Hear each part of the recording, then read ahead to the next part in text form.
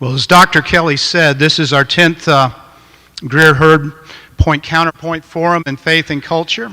The forum began as a 5-year pilot program, and we're in the 10th year of the 5-year pilot program. So I guess the herds are pleased with it. And that in large part is because people like you come every year. And so I really want to thank you for being here.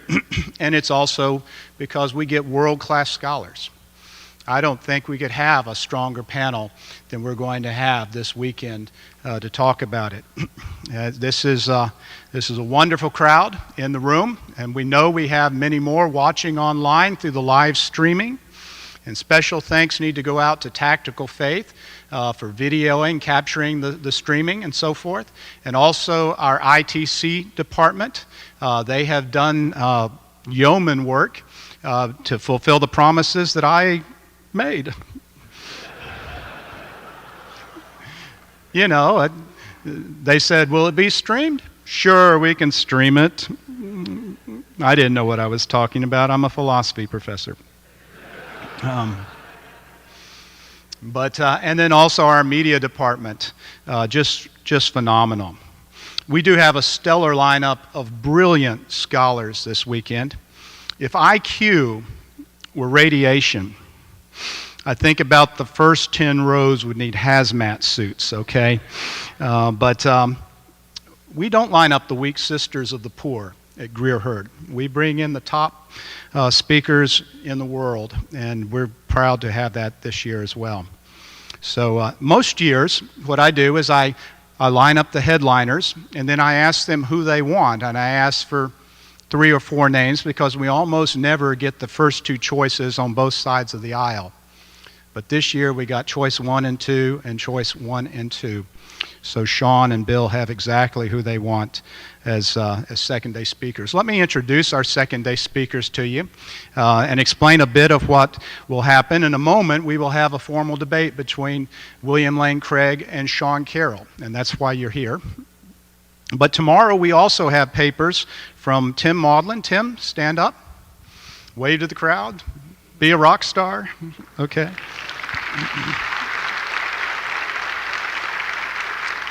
From NYU, Robin Collins. From Messiah College, Alex Rosenberg from Duke University.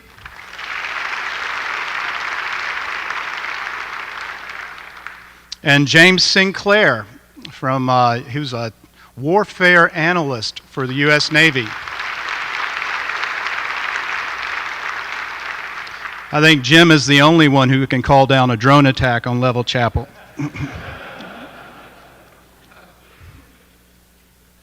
And after those papers, we will hear responses from both William Lane Craig and Sean Carroll, and then the original presenters will get to respond to their responders. So you definitely want to come back tomorrow. Let me introduce, or let me explain how the format will work this evening. William Lane Craig will begin with a 20-minute opening statement.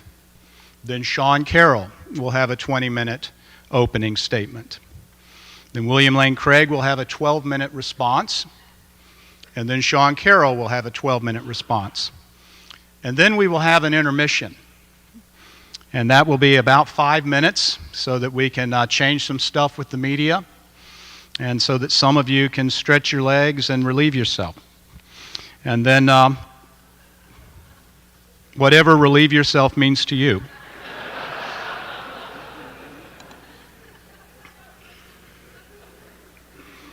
And then William Lane Craig will have an 8-minute closing statement, and Sean Carroll will follow with his 8-minute closing statement.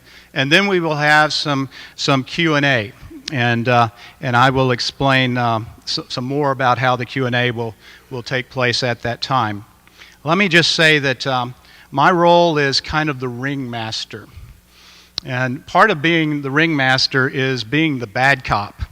So I'm going to be the one keeping track of the time, and we've got an electronic timer, and we've got physical timers and so forth. If they reach to the point of their full time, you will hear my voice say, "Stop." After that, if they haven't stopped, they will have 15 seconds to wrap it up, and then I think I'll say time first. That's a little more polite. Then I'll say stop, and it will. But let me introduce our speakers as if you don't know who they are already. William Lane Craig is a research professor of philosophy at Talbot School of Theology in La Mirada, California, and a professor of philosophy at Houston Baptist University. He earned a doctorate in philosophy at the University of Birmingham, England, before taking a doctorate in theology from the University of Munich, Germany, where he was for 2 years a fellow of the Alexander von Humboldt Foundation. Prior to his appointment at Talbot, he spent 7 years at the Higher Institute of Philosophy of the Katholieke Universiteit Leuven, Belgium. His research interests include the interface of philosophy of religion and philosophy of space and time. He has authored or edited over 30 books, including The Kalam Cosmological Argument, Theism, Atheism, and Big Bang Cosmology, and Time and the Metaphysics of Relativity. He has published over 150 articles in peer-reviewed professional journals, such as the Journal of Philosophy, British Journal for the Philosophy of Science, International Studies in the Philosophy of Science, Philosophia Naturalis, and Astrophysics and Space Science. He has appeared as a guest on television shows such as 2020, CNN Newsroom, Fox News, and Closer to the Truth. Sean Carroll is a physicist and senior research associate in the Department of Physics at the California Institute of Technology. He received his PhD in astronomy and astrophysics from Harvard University. His research focuses on theoretical physics and cosmology, especially the origin and constituents of the universe. He has contributed to models of interactions between dark matter, dark energy, and ordinary matter, alternative theories of gravity, and the arrow of time.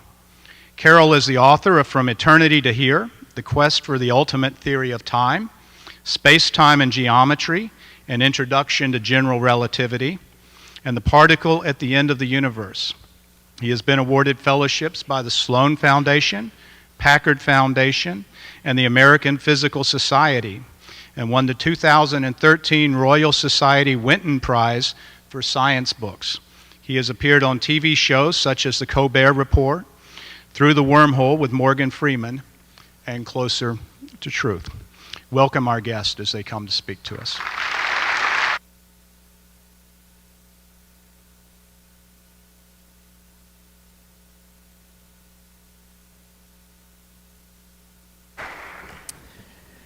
Good evening. It's an honor to be taking part in a forum featuring such distinguished scientists and philosophers. Thank you very much. In his recent book, Where the Conflict Really Lies, Alvin Plantinga distinguished 3 ways in which science and theism might be related: areas of apparent conflict, genuine conflict, and concord. I take it as obvious that there does not exist even apparent conflict between contemporary cosmogonic theories and theism. Contemporary cosmology would therefore seem to be an area of obvious concord between science and theism. But tonight I want to defend an even stronger claim, namely that the evidence of contemporary cosmology actually renders God's existence considerably more probable than it would have been without it. This is not to make some sort of naive claim that contemporary cosmology proves the existence of God. There is no God of the gaps reasoning here. Rather, I'm saying that contemporary cosmology provides significant evidence in support of premises in philosophical arguments for conclusions having theological significance. For example, the key premise in the ancient Kalam cosmological argument that the universe began to exist is a religiously neutral statement which can be found in virtually any textbook on astronomy and astrophysics. It is obviously susceptible to scientific confirmation or disconfirmation on the basis of the evidence.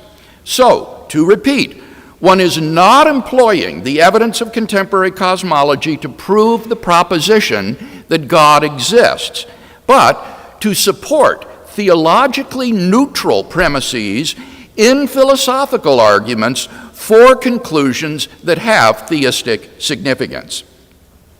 In tonight's discussion, I'll focus on two such arguments: the Kalam cosmological argument from the origin of the universe, and the teleological argument from the fine-tuning of the universe.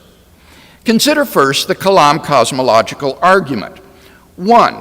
If the universe began to exist, then there is a transcendent cause which brought the universe into existence. 2. The universe began to exist. 3. Therefore, there is a transcendent cause which brought the universe into existence. By the universe, I mean that reality which is studied by contemporary cosmology. That is to say, all contiguous physical reality which currently takes the form of space-time and its contents. I take it that 1 is obviously true. Rather, the truly controversial premise is 2.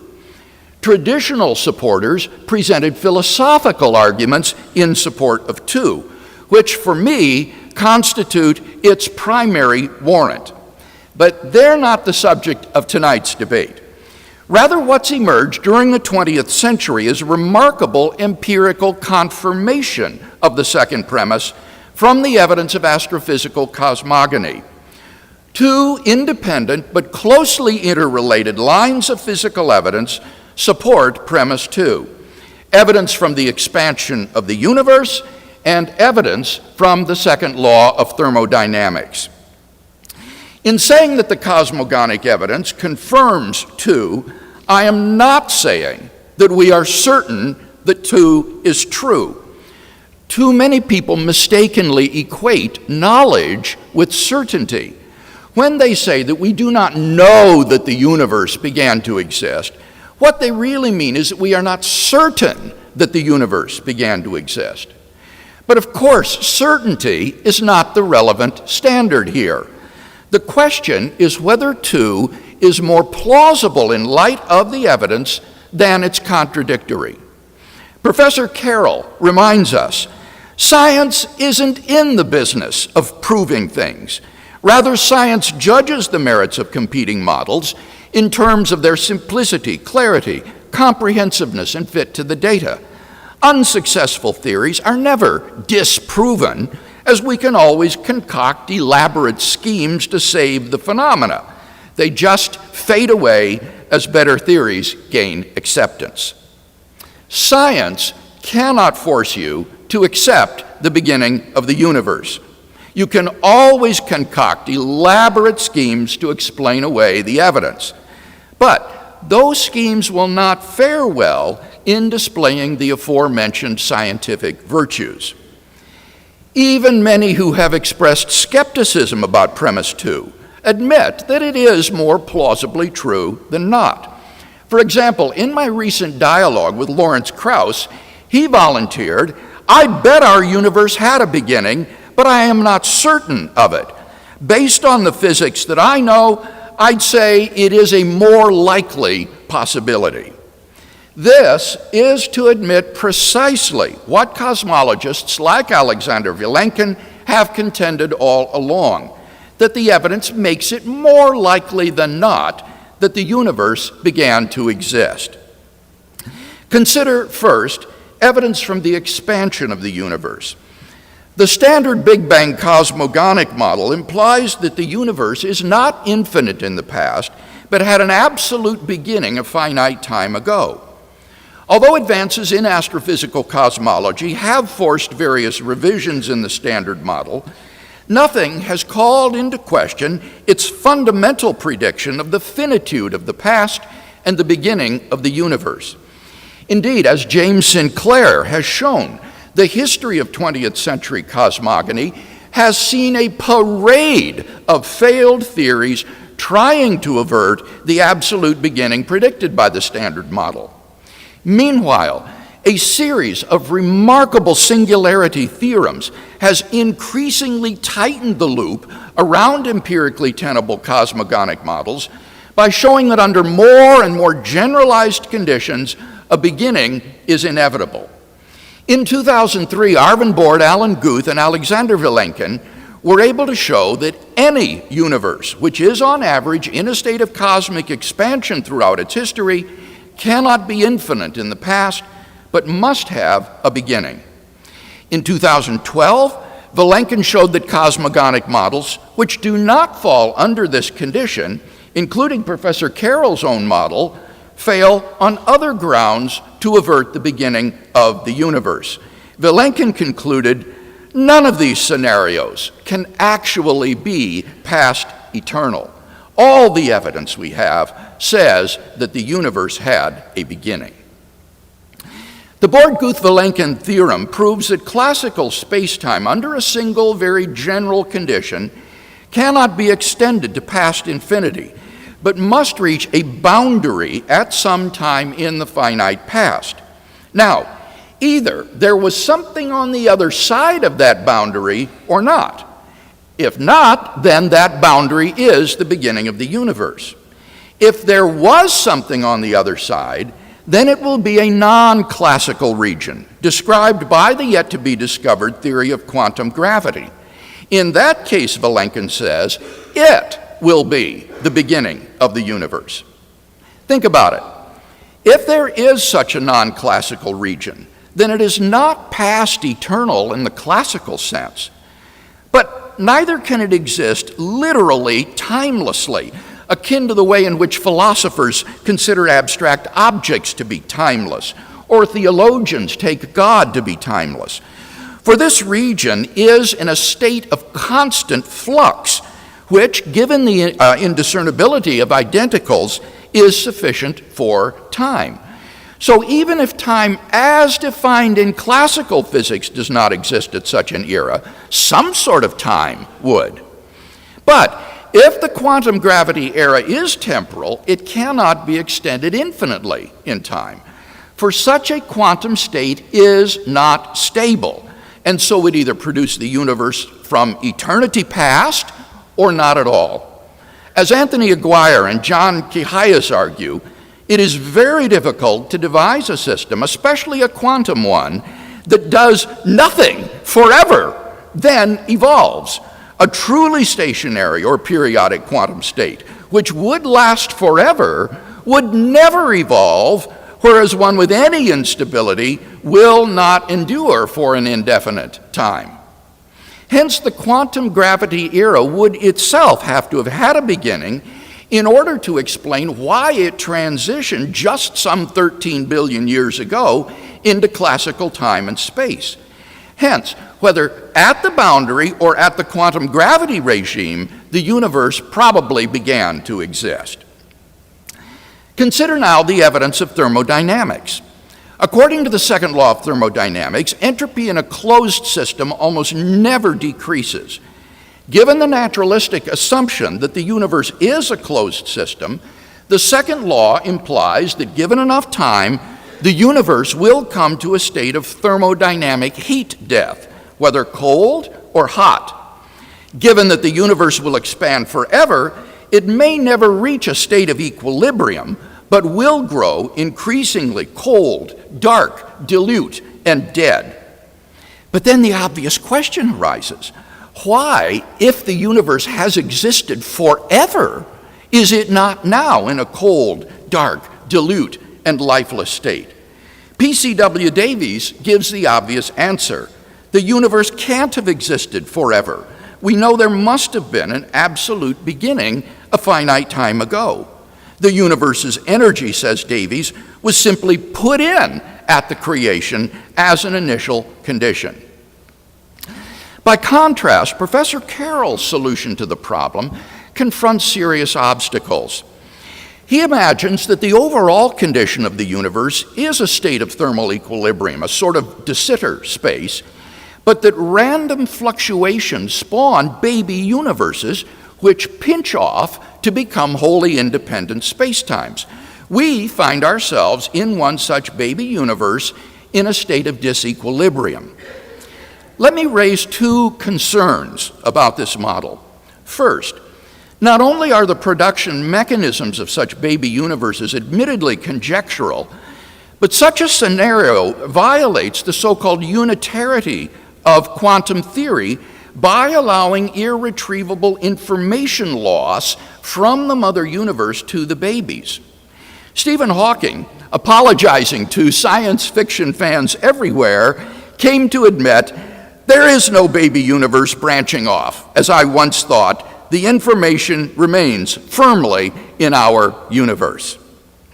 Second, Professor Carroll's solution provides no convincing answer to the Boltzmann brane problem. Since the mother universe is a de Sitter space in which thermal fluctuations occur, and since baby universes grow into de Sitter spaces themselves, there's no explanation in the model why there exists a genuine low entropy universe around us, rather than the mere appearance of such a world, an illusion of isolated branes which have fluctuated into existence out of the quantum vacuum. These and other problems make Professor Carroll's model less plausible than the standard solution that the universe began to exist with an initial low entropy condition. Skeptics might hope that quantum cosmology might serve to avert the implications of the second law of thermodynamics. But now, a new singularity theorem formulated by Aaron Wall seems to close the door on that possibility. Wall shows that given the validity of the generalized second law of thermodynamics in quantum cosmology, the universe must have begun to exist, unless, as in Professor Carroll's model, one postulates a reversal of the arrow of time at some point in the past, which, he rightly observes, involves a thermodynamic beginning in time, which would seem to raise the same sorts of philosophical questions that any other sort of beginning in time would. Wall reports that his results require only certain basic concepts so that it is reasonable to believe that the results will hold in a complete theory of quantum gravity. Thus, we have good evidence, both from the expansion of the universe and from the second law of thermodynamics, that the universe is not past eternal, but had a temporal beginning. So, the second premise of the Kalam cosmological argument receives significant confirmation from the evidence of contemporary cosmology. We have then a good argument for a transcendent cause of the universe. Turn now to the teleological argument from the fine-tuning of the universe. Scientists have been stunned by the discovery that the existence of intelligent, interactive life depends upon a complex and delicate balance of fundamental constants and quantities, like the gravitational constant or the amount of entropy in the early universe, which are fine-tuned to a degree that is literally incomprehensible. Now, there are three possibilities debated in the literature for explaining the presence of this remarkable fine-tuning: physical necessity, chance, or design. The question then is, which of these three alternatives is the most plausible? On the basis of the evidence, we may argue, 1, the fine-tuning of the universe is due to either physical necessity, chance, or design. 2, it is not due to physical necessity or chance. 3, therefore, it is due to design. Consider then the first alternative, physical necessity. This alternative seems extraordinarily implausible because the constants and quantities are independent of the laws of nature. The laws of nature are consistent with a wide range of the values of these constants and quantities. For example, the most promising candidate for a theory of everything to date, superstring theory or M theory, allows a cosmic landscape of around 10 to the 500th power different universes governed by the present laws of nature, so that it does nothing to render the observed values of the constants and quantities physically necessary. So what about the second alternative, that the fine-tuning is due to chance? The problem with this alternative is that the odds against the universe's being life-permitting are so incomprehensibly great that they cannot be reasonably faced. In order to rescue the alternative of chance, its proponents have therefore been forced to adopt the hypothesis that there exists a sort of world ensemble or multiverse of randomly ordered universes, of which our universe is but a part. Now comes the key move. Since observers can exist only in finely tuned worlds, of course we observe our universe to be fine-tuned.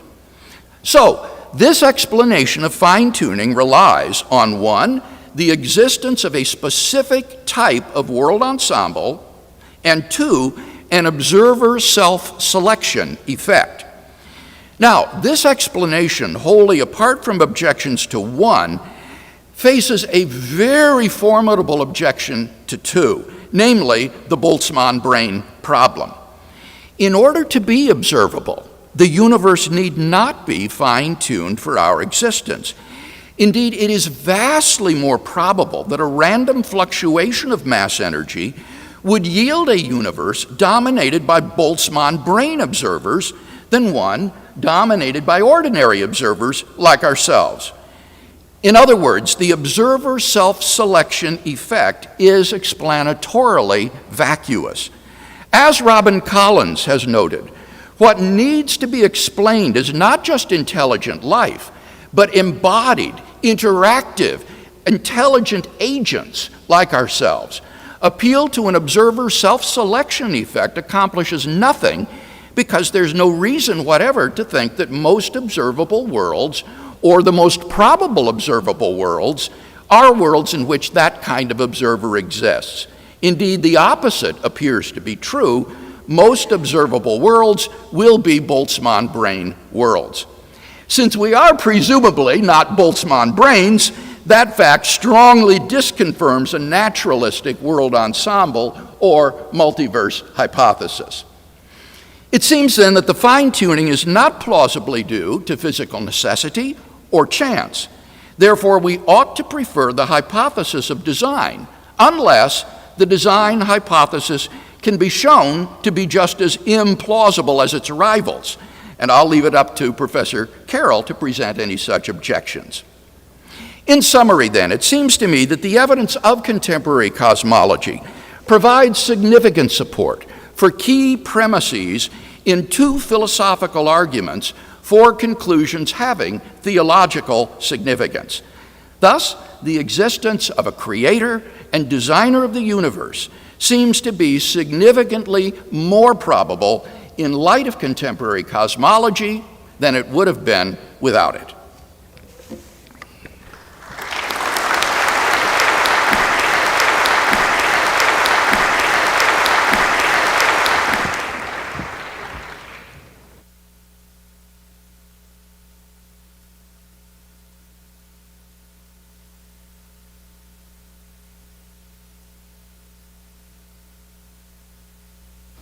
Well, thank you very much. It's a great pleasure to be here. The Greer Herd Forum has been very wonderful. I thank Dr. Craig for participating. For everyone here, I appreciate your attendance. And I need to add a word of appreciation to this beautiful chapel that we're holding the event in. I just hope that somewhere in the middle of my talking, the roof does not fall on my head.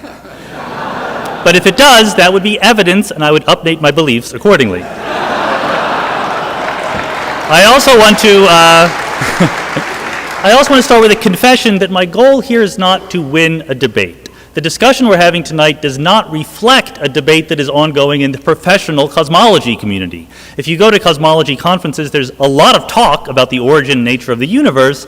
There is no talk about what role God might have played in bringing the universe about. It is not an idea that is taken seriously. My goal is to explain why we think that. You may or may not agree with me at the end, but you should be able to understand why we cosmologists have that view.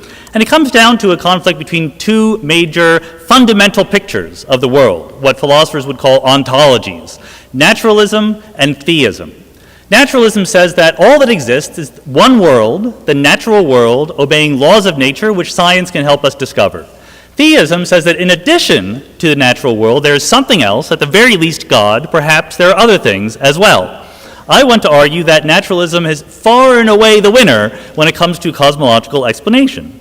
And it comes down to 3 points. First, naturalism works. It accounts for the data we see. Second, the evidence is against theism. And third, theism is not well defined. And I'm going to be emphasizing this third point because if you ask a theist about the definition, they will give you some very rigorous sounding definition of what they mean by God, the most perfect being, the grounding for all existence, and so forth.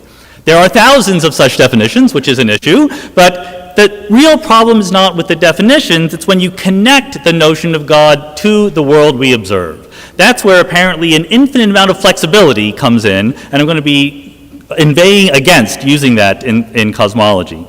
So I think I can make these points basically by following Dr. Craig's organization, starting with the Kalam cosmological argument. And unlike what he said I should be doing, I want to challenge the first of the premises, that if the universe began to exist, it has a transcendent cause. The problem with this premise is that it is false. There's almost no explanation or justification given for this premise in Dr. Craig's presentation, but there's a bigger problem with it, which is that it is not even false. The real problem is that these are not the right vocabulary words to be using when we discuss fundamental physics and cosmology. This kind of Aristotelian analysis of causation was cutting-edge stuff 2,500 years ago. Today we know better. Our metaphysics must follow our physics. That's what the word metaphysics means. And modern physics, you open a quantum field theory textbook or a general relativity textbook, you will not find the words transcendent cause anywhere. What you find are differential equations. This reflects the fact that the way that physics is known to work these days is in terms of patterns, unbreakable rules, laws of nature. Given the world at one point in time, we will tell you what happens next. There's no need for any extra metaphysical baggage like transcendent causes on top of that. It's precisely the wrong way to think about how the fundamental reality works. The question you should be asking is, what is the best model of the universe that science can come up with? By a model, I mean a formal mathematical system that purports to match on to what we observe. So if you want to know whether something is possible in cosmology or physics, you ask, can I build a model? Can I build a model where the universe had a beginning but did not have a cause? The answer is yes, it's been done. 30 years ago, very famously, Stephen Hawking and Jim Hartle presented the no-boundary quantum cosmology model. The point about this model is not that it's the right model. I don't think that we're anywhere near the right model yet. The point is that it is completely self-contained. It is an entire history of the universe which does not rely on anything outside. It just is like that. The demand for more than a complete and consistent model that fits the data is a relic of a pre-scientific view of the world. My claim is that if you had a perfect cosmological model that accounted for the data, you would go home and declare yourself having been victorious. You might also ask, could the universe be eternal, since Dr. Craig talked about this, without having a beginning at all? And again, the question is, yes, just build a model. This is my favorite model. It's actually not even a model that I think is right, once again. It's a model that I helped create. But it's about the search for models, not about saying that any one model is the right idea. We hope that someday we get there, but we don't claim that we are there yet. So whether or not the universe can be eternal does not come down to a conversation about abstract principles. It comes down to a conversation about building models and seeing which one provides the best account for what we see the universe to be doing. So I'd like to talk about the Bordet-Guth-Vilenkin theorem, since Dr. Craig emphasizes it. And the rough translation is that in some universes, not all, the space-time description that we have as a classical space-time breaks down at some point in the past. Where Dr. Craig says that the Bordet-Guth-Vilenkin theorem implies the universe had a beginning, that is false. That is not what it says. What it says is that our ability to describe the universe classically, that is to say, not including the effects of quantum mechanics, gives out.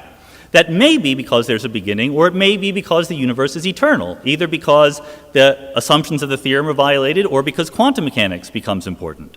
If you need to invoke a theorem, because that's what you like to do rather than building models, I would suggest the quantum eternity theorem. If you have a universe that obeys the conventional rules of quantum mechanics, has a non-zero energy, and the individual laws of physics are themselves not changing with time, that universe is necessarily eternal. The time parameter in Schrödinger's equation, telling you how the universe evolves, goes from minus infinity to infinity. Now, this might not be the definitive question, the definitive answer to the real world, because you can always violate the assumptions of the theorem, but because it takes quantum mechanics seriously, it's a much more likely starting point for analyzing the history of the universe. But again, I will keep reiterating what matters are the models, not the abstract principles. Now, Dr. Craig brings up an argument about the second law of thermodynamics, and I've written a whole book, you can buy it on Amazon right now from your iPhones, about the second law and its relationship to cosmology. It is certainly a true question, a true issue that we don't know why the early universe had a low entropy and entropy has ever been increasing. That's a good challenge for cosmology. To imagine that cosmologists cannot answer that question without somehow invoking God is a classic God of the gaps move. I know that Dr. Craig says that's not what he's doing, but then he does it. We don't know why the early universe had a low entropy, but that is not an argument that we can't figure it out. There's more than one possibility. Maybe there is a principle, like Stephen Hawking would say, that puts the early universe in a low entropy state. Or maybe there is no high entropy state. In my model of an eternal universe, the reason why our universe is always changing is because the universe always can change. There is no equilibrium for it to fall into. Dr. Craig brings up a quote, he brings up various things that I think really muddle the cosmological picture here. He says that my model is not working very well because it violates unitarity, the conservation of information, and that is straightforwardly false. In my model, unitarity is the whole point. There's a quantum mechanical wave function that describes the evolution of the universe from one piece into multiple pieces, and that evolution is perfectly unitary. He quotes Stephen Hawking backsliding in his statement about baby universes, but that was in the context of black holes that had nothing to do with cosmology. That quote was taken completely out of context. Finally, he makes a big deal about Boltzmann brains. I'm going to talk about that a little bit later. Most importantly, he talks about the fact that if the universe is eternal and you have a second law of thermodynamics, then there must have been a moment in the middle when the entropy was lowest, and he calls this a thermodynamic beginning and quotes another paper. That's fine, except it's equivocation on the word beginning. A thermodynamic beginning is not a beginning, it happens in the middle. It's a moment in the history of the universe from which the entropy is higher in one direction of time and the other direction of time. There is no room in such a conception for God to have brought the universe into existence at any one moment. If you really believe that the beginning of the universe is an important piece of evidence for God, an eternal universe with a low entropy state in the middle is not helping your case.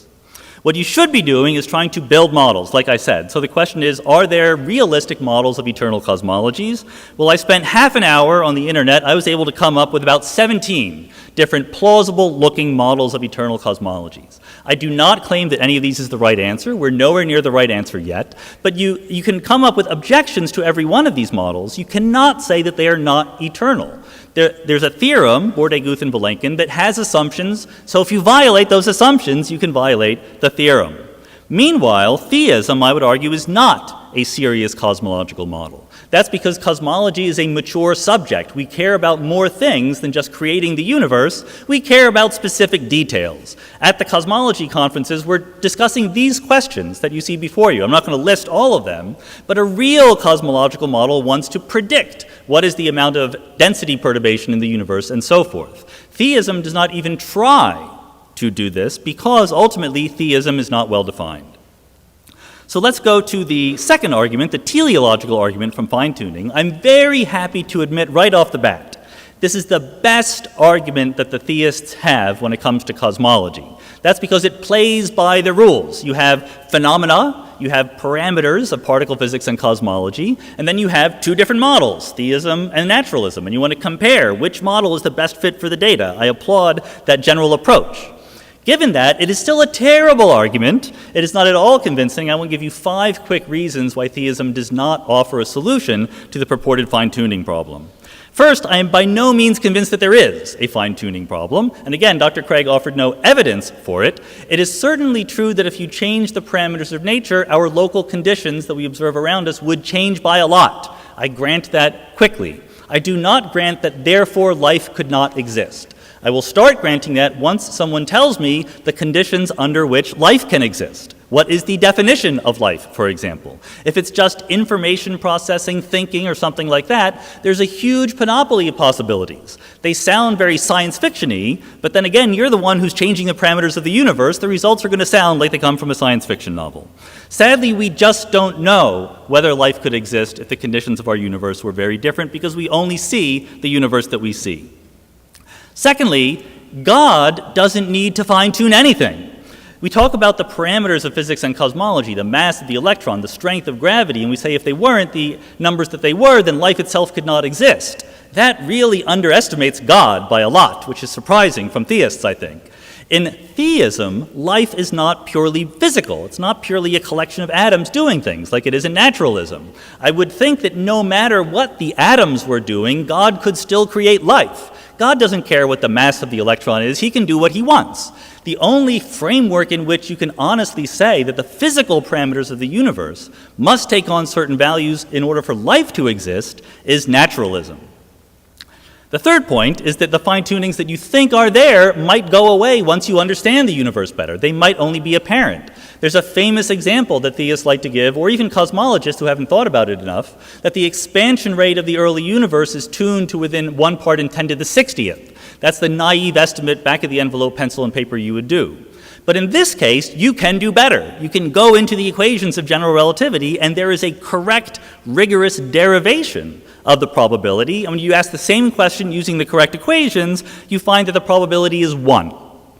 All but a set of measure 0 of early universe cosmologies have the right expansion rate to live for a long time and allow life to exist. I can't say that all parameters fit into that paradigm, but until we know the answer, we can't claim that they are definitely finely tuned.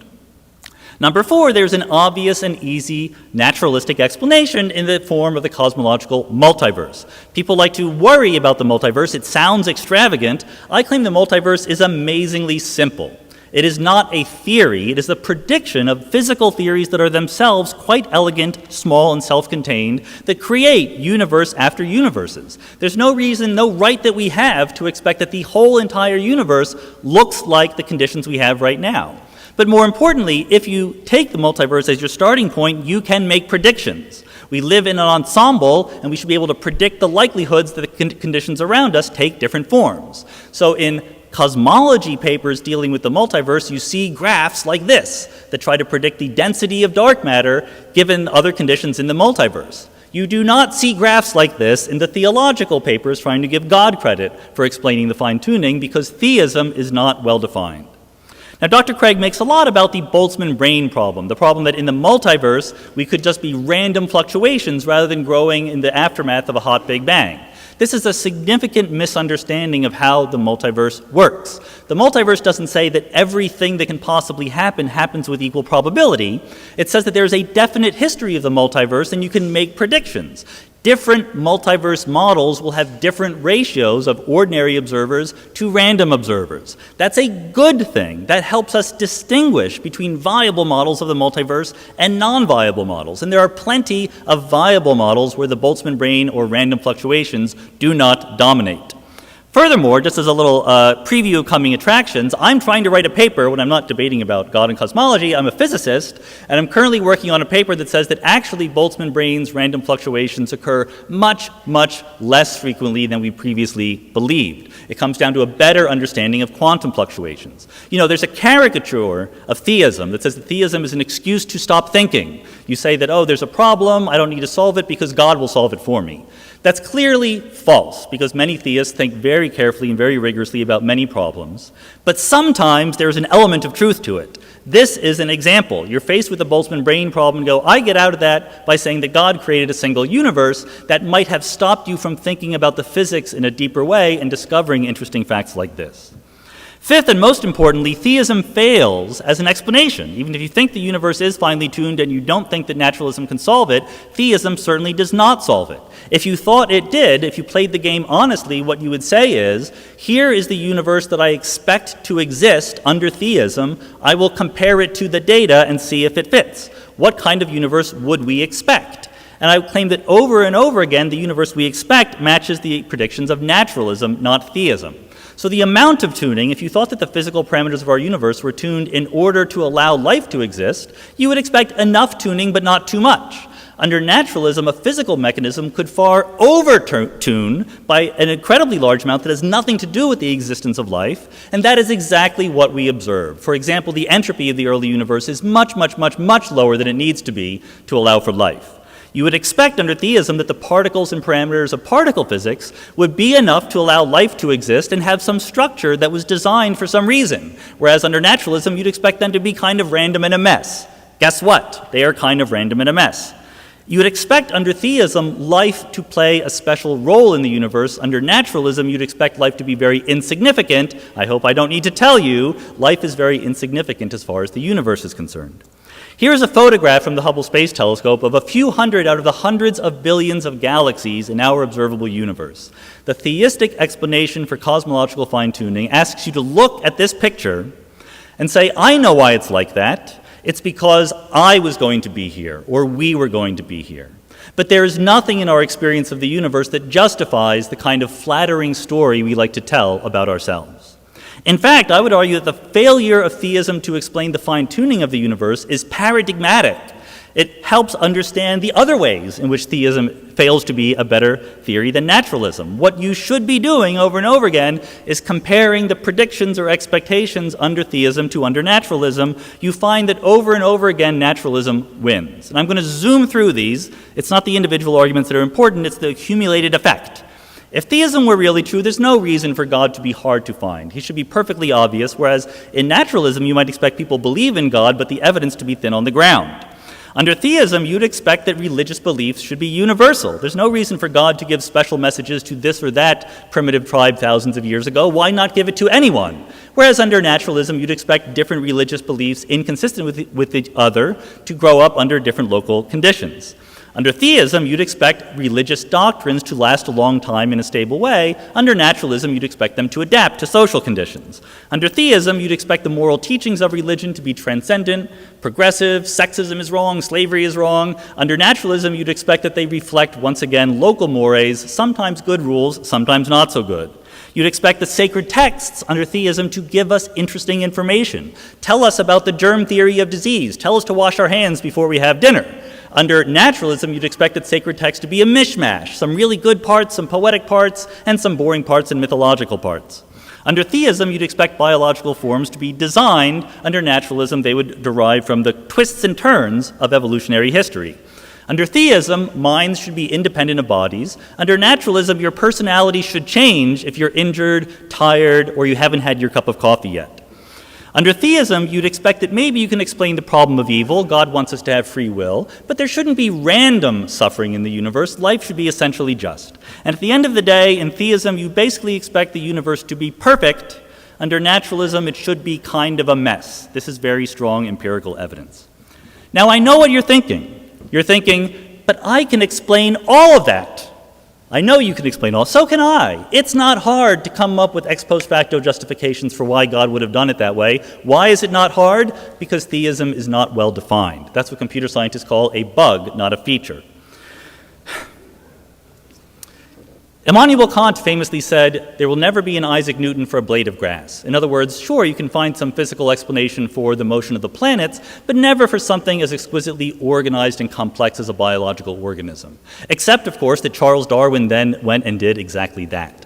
We can paraphrase Dr. Craig's message as saying, there will never be an Isaac Newton for the cosmos. But everything we know about the history of science and the current state of physics says we should be much more optimistic than that. Thank you.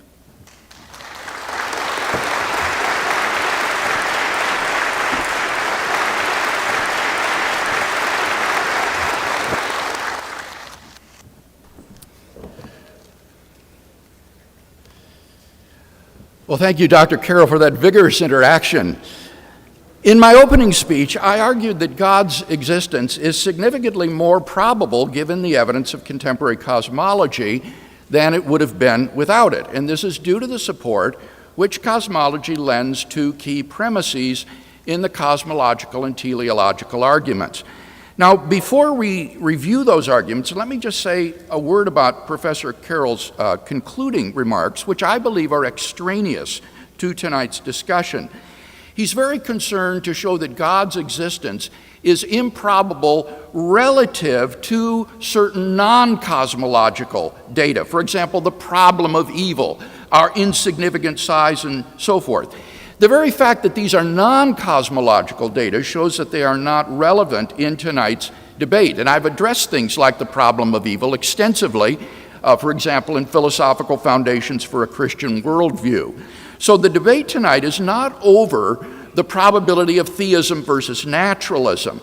That would requires to assess all sorts of non-cosmological data. Rather, the question is God's existence more probable given the data of cosmology, contemporary cosmology, than it would have been without it? And I think it certainly is. Let's look at those two arguments that I defended. Slide 31, please.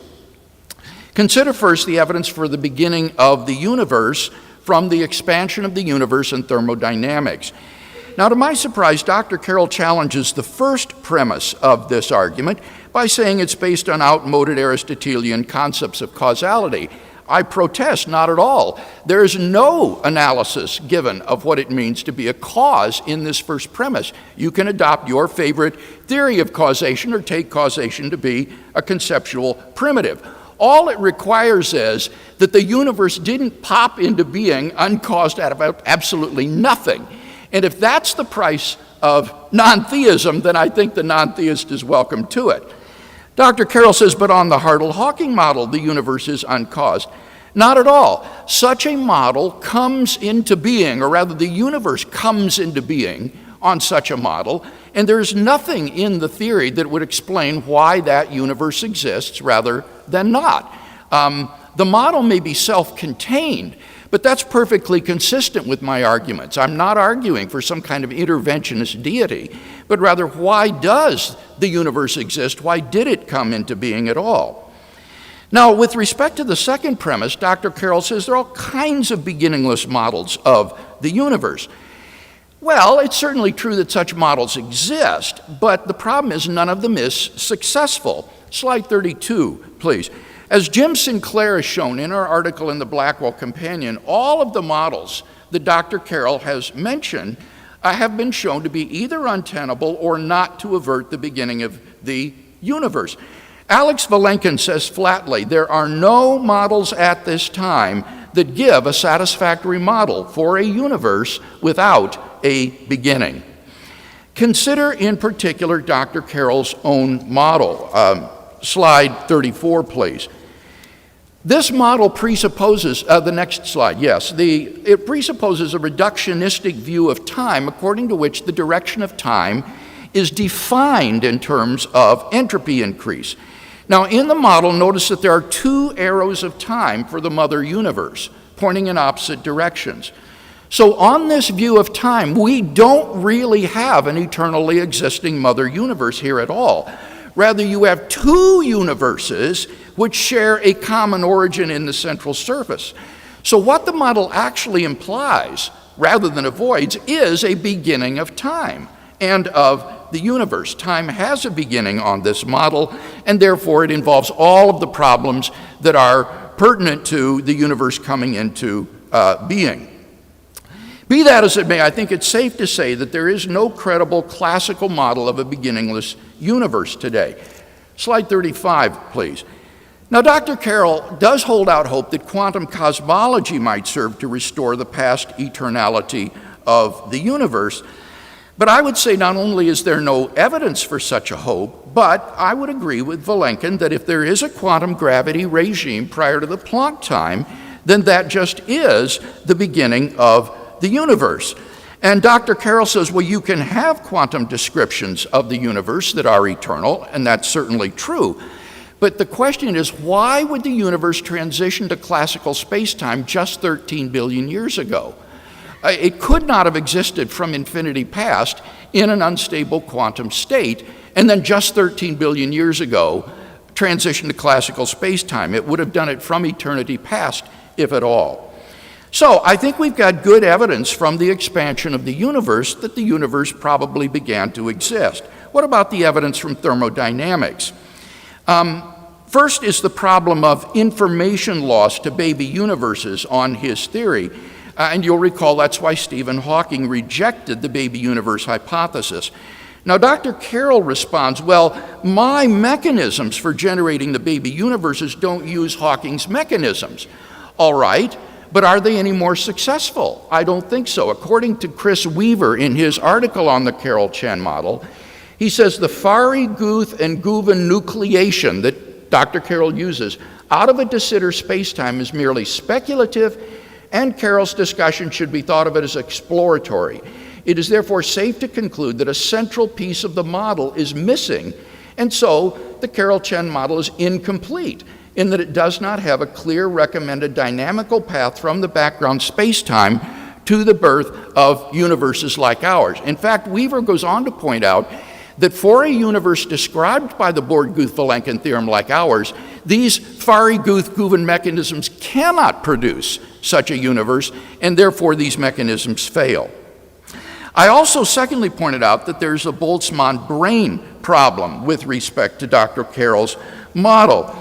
And it seems to me that he just didn't respond to the point that I was making, namely, since every baby universe grows into a de Sitter space, there will be vastly, vastly more of these Boltzmann brains in the long run than there will be ordinary observers. And so what Dr. Carroll would need to do is to justify some non-standard measure of probability that would make ordinary observers more probable than Boltzmann brains. But he admits that he cannot do it. We also then saw that the quantum gravity will not avert this conclusion because of the Wall theorem, which should be valid for the quantum gravity era and requires a beginning of the universe. So it seems to me we've got good evidence from the expansion of the universe and from thermodynamics that the universe is probably not past eternal, but began to exist. Now, what about that second argument based upon the fine-tuning of the universe? Here, Dr. Carroll expresses skepticism that the fine-tuning is real. But a good many, if not most of his colleagues would simply disagree with him here. Slide 37. Luke Barnes provides a list of just some of the scientists who have published works in defense of the reality of fine-tuning. And I can think of one more name that we should add to the list, namely Sean Carroll. Listen to what he has to say about the low entropy condition of the early universe, which Robin Collins calls potentially the most outstanding case of fine-tuning. Carroll writes, if the universe we see is really all there is, with the Big Bang as a low entropy beginning, we seem to be stuck with an uncomfortable fine-tuning problem. And so he tries to explain away this fine-tuning via the world ensemble or multiverse hypothesis. But then, as I argued in my opening speech, he confronts this Boltzmann brain problem once again. Even if Dr. Carroll could show that ordinary observers predominate in life-permitting worlds, what about all of those worlds that are not life-permitting? Because the other constants and quantities are not finely tuned. In such worlds, which vastly outnumber finely tuned worlds, there will be no ordinary observers. And yet there will be untold numbers of Boltzmann brains dominated or produced by thermal fluctuations. So the entire multiverse will be dominated by universes having vastly more Boltzmann brains than ordinary observers like us. And therefore the data on the multiverse hypothesis is incomprehensibly improbable. The evidence is strongly disconfirmatory of the world ensemble hypothesis. Now, Dr. Carroll says that theism does no better, though, in this regard in accounting for the low entropy condition of the universe. For why, he asks, did God make the entropy of the universe so unnecessarily low in order to create us? Well, I have two responses to this. First, it is no part of the fine-tuning argument to assert that the purpose for which the universe was created is us. There may well be intelligent life created by God scattered throughout the universe. But secondly, as Robin Collins has pointed out, even if a general low entropy condition is not necessary for our existence, it is necessary for the discoverability of the universe. God hasn't given us an instruction manual about how the world works, but What he has done is make a world which is susceptible to rational exploration and discovery. And if God wanted to make a universe discoverable by embodied conscious agents, he might well make it in such a low entropy condition. Hear more about that tomorrow when Robin gives his paper. So, in summary, it seems to me that Dr. Carroll faces uniquely a Boltzmann brain problem for a number of reasons, a problem that does not afflict theism. So, in summary, this is not a debate between naturalism and theism. Otherwise, I would be offering ontological arguments, moral arguments, other sorts of arguments. For that debate, you need to listen to my debate with Dr. Rosenberg last year at Purdue University. What this debate is about is, to what degree does the data of contemporary cosmology render God's existence more probable than if we didn't have that data? And to my mind, it's almost undeniable that God's existence is much more probable given the evidence that we have for the beginning of the universe and the fine-tuning of the universe, and therefore contemporary cosmology is strongly confirmatory of theism.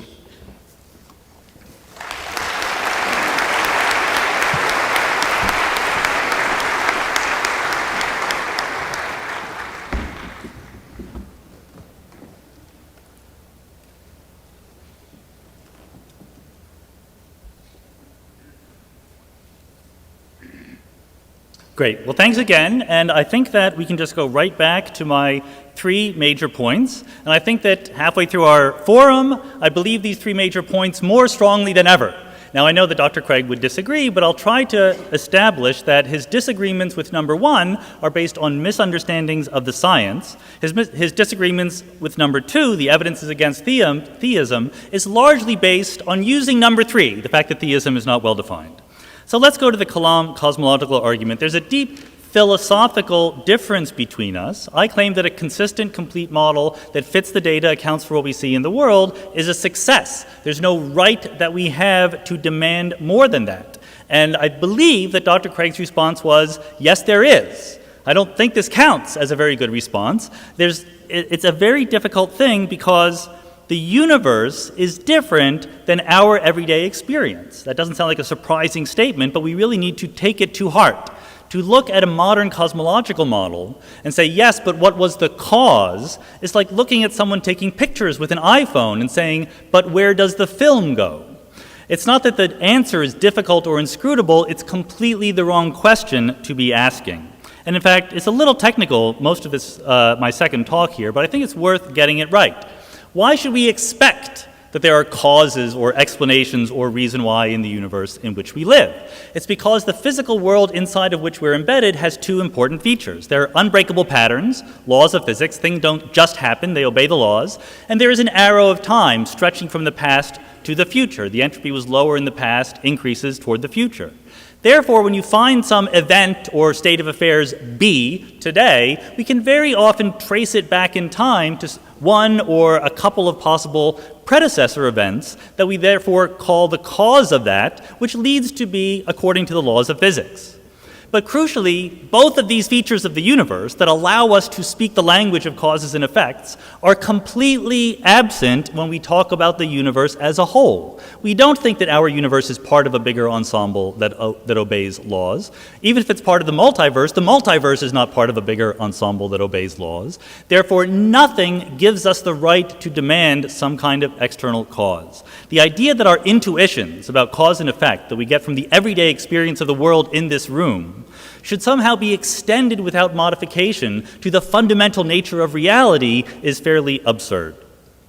On a more specific level, we talked about my model. Again, I'm not trying to defend my model. I'm the first one to say that it has problems. None of the problems that it has are the ones that Dr. Craig raised. He says that it's not really eternal, which it is hard to express the extent to which I think this is grasping at straws. The axis for time goes to the top and the bottom, and it goes forever. The only sense in which this universe is not eternal is that there is a moment in the middle where the entropy is lowest. I made the point in my opening speech that that has nothing to do with the kind of beginning you would need to give God room to work, and as far as I can recall, Dr. Craig didn't address that argument. He does say that it is speculative, the idea of baby universes coming into existence, the first to agree. It's completely speculative. He quotes a paper that says that the mechanism by which baby universes are created is speculative and might not be right. Again, it's completely true. He claims to use it to say that unitarity is violated, even though the quote he read didn't mention unitarity and wasn't about unitarity. That is not a sensible objection. I will repeat the quantum eternity theorem, a sensible place for beginning analysis of the history of the universe might be with the rules of quantum mechanics. He claims that someone else said that there might be a singularity in quantum gravity, but he gives us no understanding. He simply repeats his previous analysis. So I want to draw attention not to my model, but to the model of Anthony Greer and Stephen Grattan, because this is perfectly well defined. This is a bouncing cosmology that is infinite in time. It goes from minus infinity to infinity. It has classical description everywhere. There's no possible sense in which this universe comes into existence at some moment in time. And I would really like Dr. Craig to explain to us why this universe is not okay. Now, you might think that, there's a theorem by Alan Guth and Arvind Borde and Alex Vlenkin that says the universe had a beginning. I've explained to you why that's not true, but in case you don't trust me, I happen to have Alan Guth right here, one of the authors of the Borde-Guth-Vlenkin theorem. Alan, what do you say? He says, I don't know whether the universe had a beginning. I suspect the universe didn't have a beginning. It's very likely eternal, but nobody knows. Now, how in the world can the author of the Borde-Guth-Vlenkin theorem say the universe is probably eternal? For the reasons I've already told you. The theorem is only about classical descriptions of the universe, not about the universe itself.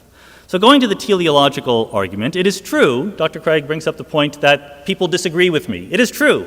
I attempted to give you an argument, not merely an opinion poll. If we're allowed to take opinion polls, I will poll my fellow cosmologists on whether God had anything to do with creating the universe, and I will win by a landslide. But I suspect that Dr. Craig thinks the majority of opinion of cosmologists is important for some issues, but not for others. The entropy of the early universe is exactly backwards when it comes to being an argument for fine-tuning according to theology. Dr. Craig quotes me in a gotcha moment. He quotes me saying, look, the early universe was finely tuned with a low entropy. That is absolutely true. The point that I raised was not that there is not fine-tuning. It's that there's no evidence the fine-tuning is for life to exist. Indeed, the maximum possible entropy of the part of the universe we observe is this huge number, 10 to the 122. The entropy that you would need is a little bit lower than that if you wanted life to exist. But it's almost the same. It's 0.999, etc., times the maximum entropy. Whereas the actual entropy of the early universe is enormously smaller than that. There's absolutely no reason why the universe would look like this if the fine-tunings were put there in order for life to exist. I'm not saying there's not fine-tunings, I'm saying they're not there for life. Turning to the multiverse, again, it is a completely speculative thing, but it is a completely natural thing, and I don't really see any argument against that. The multiverse, the idea that outside the universe we see, there could be very different regions with very different physical parameters, is no more radical than the idea that there are different planets with different atmospheres. To a frog on a lily pad, that lily pad is its universe. To us in the universe we see, 100 billion galaxies is enough, but it's very, very easy to come up with physical models that have much more out there. The main argument Dr. Craig has against this is the Boltzmann brain argument.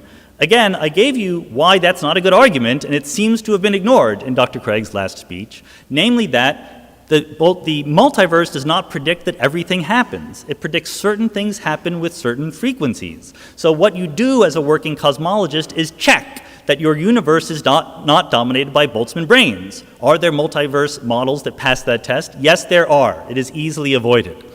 Then he brings up this weird argument. He says there could be the regions where ordinary observers could not exist because the parameters are not right, but Boltzmann brains could exist.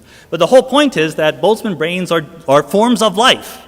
Boltzmann brains can only exist where life is possible. So what one does in cosmology is look at the multiverse regions where life is possible and counts the number of Boltzmann brains versus ordinary observers. There are models that pass the test.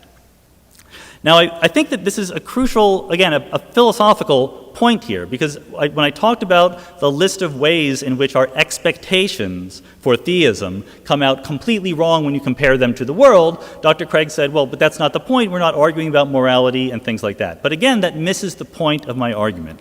I was not actually putting forward these as strong predictions of theism. I was making the point that there are no strong predictions of theism. It's not that there should be no evil in the world if God exists. It's that you can always wriggle out of the prediction that there should be no evil in the world if God exists. That's why it's not a good theory of the world generally. That's not why that is why it is not a good cosmological model particularly.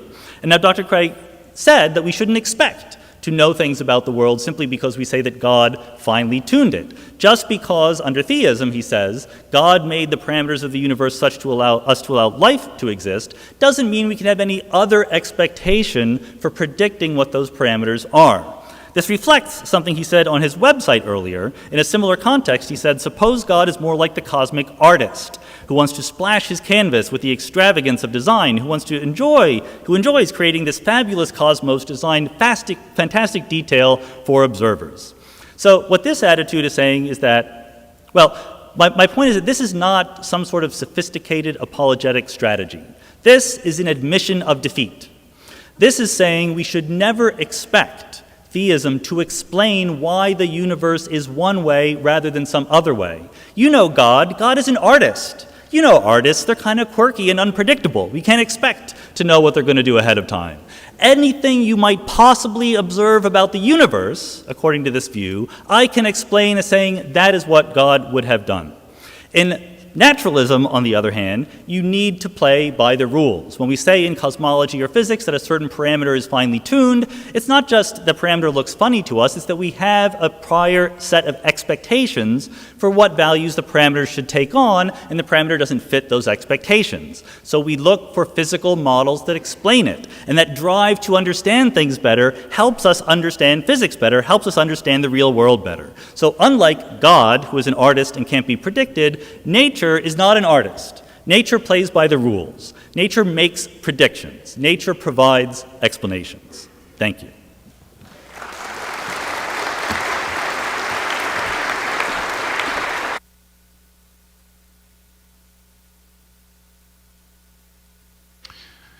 All right, I know a lot of you want to take out your phones and maybe have and are Googling Boltzmann brains. This is the time for the intermission, and so we'll take it. Okay, come on.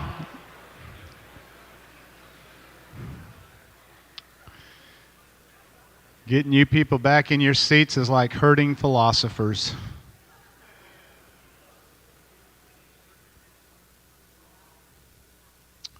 All right, the last part of our debate will be 8-minute closing statements.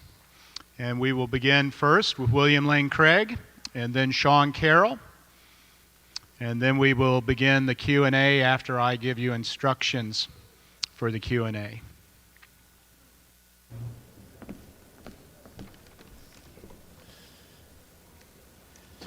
Well, perhaps you feel like you've been drinking from a fire hose this evening. But let me, in my final speech, try to draw together some threads of the debate and see if we can draw some conclusions. I hope that it's been obvious tonight that I am not offering God as a theory to compete with scientific theories about the universe. Rather, I am saying that those self-contained secular theories provide evidence for theologically neutral premises in philosophical arguments leading to a conclusion that has theistic significance. Premises like the universe began to exist, or the fine-tuning is not due to physical necessity or to chance. And if those premises are supported, then it follows deductively that there is a creator and designer of the universe. Dr. Carroll's complaints about theism not making predictions would be only important if I were offering some sort of theistic theory of the world, but I'm not doing so. I am simply appealing to the cosmological evidence in support of these theologically neutral premises that go to deductively imply the existence of a creator and designer. Now let's look again at those arguments that I defended. First, the Kalam cosmological argument.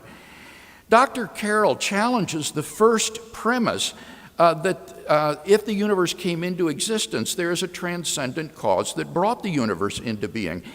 And honestly, I'm quite astonished that he would think the universe can literally pop into being out of nothing. Let me just give three arguments for why there must be a cause. First of all, it seems to me a metaphysical first principle that being doesn't come from non-being, that things don't just pop into existence from literally nothing. Nothingness has no properties, no potentialities.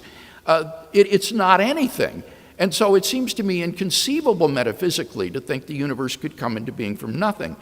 Secondly, if the universe could come into being from nothing, then why is it that only universes can pop into being out of nothing?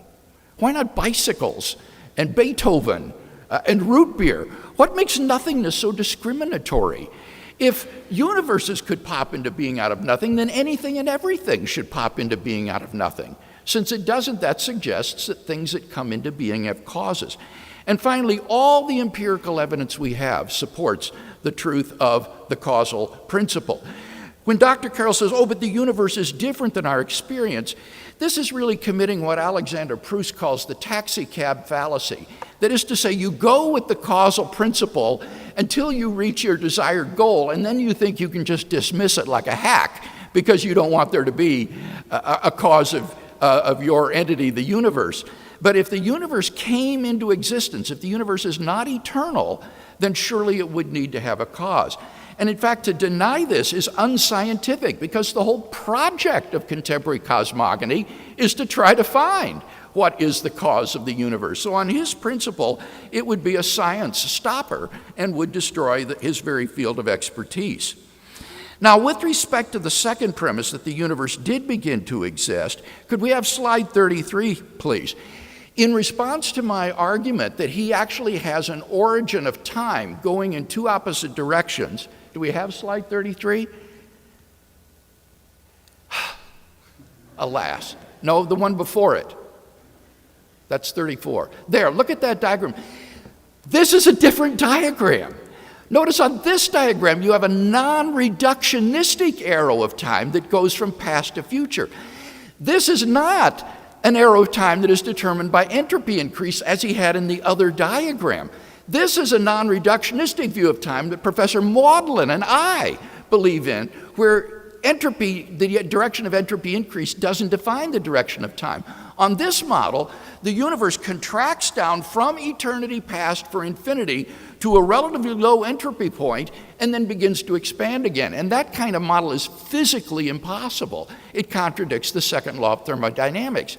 That's why you've got to have the arrows pointing in both directions if you want to hope for this model to be realistic. But if you have a double-headed arrow of time in both directions, then you've got a beginning of time and of the universe. So I want to co-opt Dr. Carroll's model for myself. On his model of the universe began to exist along with time. I also pointed out that on the Born-Guth-Vilenkin theorem, there are no classical models that succeed in showing the universe to be beginningless. And he rightly points out this is just classical space-time. But then I've never heard really a response to my claim that if there is a quantum gravity era prior to the Planck time, that it would have to be itself finite, because otherwise it becomes inexplicable why classical space-time only came into being 13 billion years ago, rather than from eternity past. So I think we've got good evidence for the beginning of the universe from the expansion of the universe. As for thermodynamics, here I argued that in order to explain why we are in a low entropy state, the standard answer is the universe began relatively recently with its low entropy condition at the beginning. By contrast, his model, I charged, violates the unitarity of quantum physics. He says, no, because I'm not using the same mechanisms as Hawking. But then I pointed out that the mechanisms that he appeals to are both conjectural and actually incompatible with the universe described by the Born-Guth-Vilenkin theorem, as Christopher Weaver points out in his critique of the model. Secondly, the Boltzmann brain problem, I don't think that Dr. Carroll has really come to grips with this, quite honestly. There are at least two reasons why Boltzmann brains would dominate. First, because on his multiverse model, In the long run, every baby universe becomes a de Sitter space and will be dominated by Boltzmann brains. Secondly, because in all of the other worlds that are not fine-tuned, there just aren't any ordinary observers, but there will be thermal fluctuations that produce Boltzmann brains. And so he's the one who has to justify some non-standard measure of probability in order to explain why ordinary observers like us should exist rather than Boltzmann brains. Then I appealed to the Wall theorem to show that even on a quantum gravity theory, you're not going to avoid the beginning of the universe.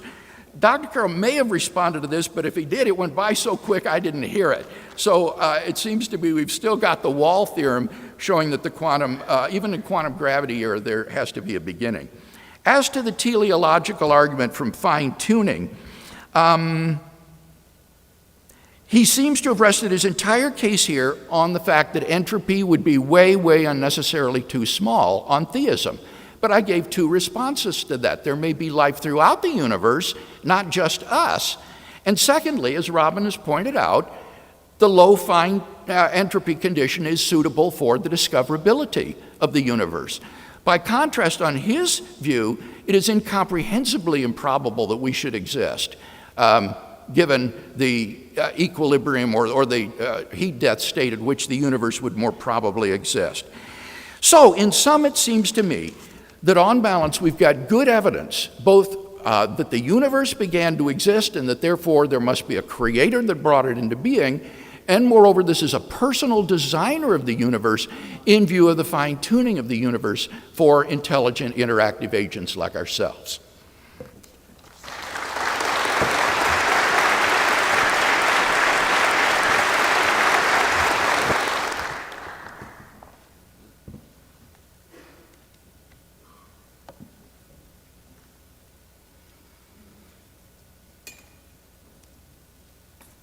All right, congratulations to everyone for having made it this far. I will confess a bit of frustration in this final talk because I think that almost everything that Dr. Craig said in his last talk, he had already said, and I tried to give my best response to it. They weren't always matched. So I'm going to take advantage of that to do something bizarre and unpredictable, which I'll get to in a second.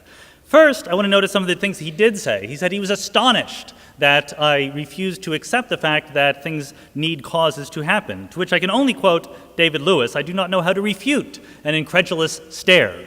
I tried to give the reason why the causation analysis that we use for objects within the universe does not apply to the universe, but that more or less whizzed on by.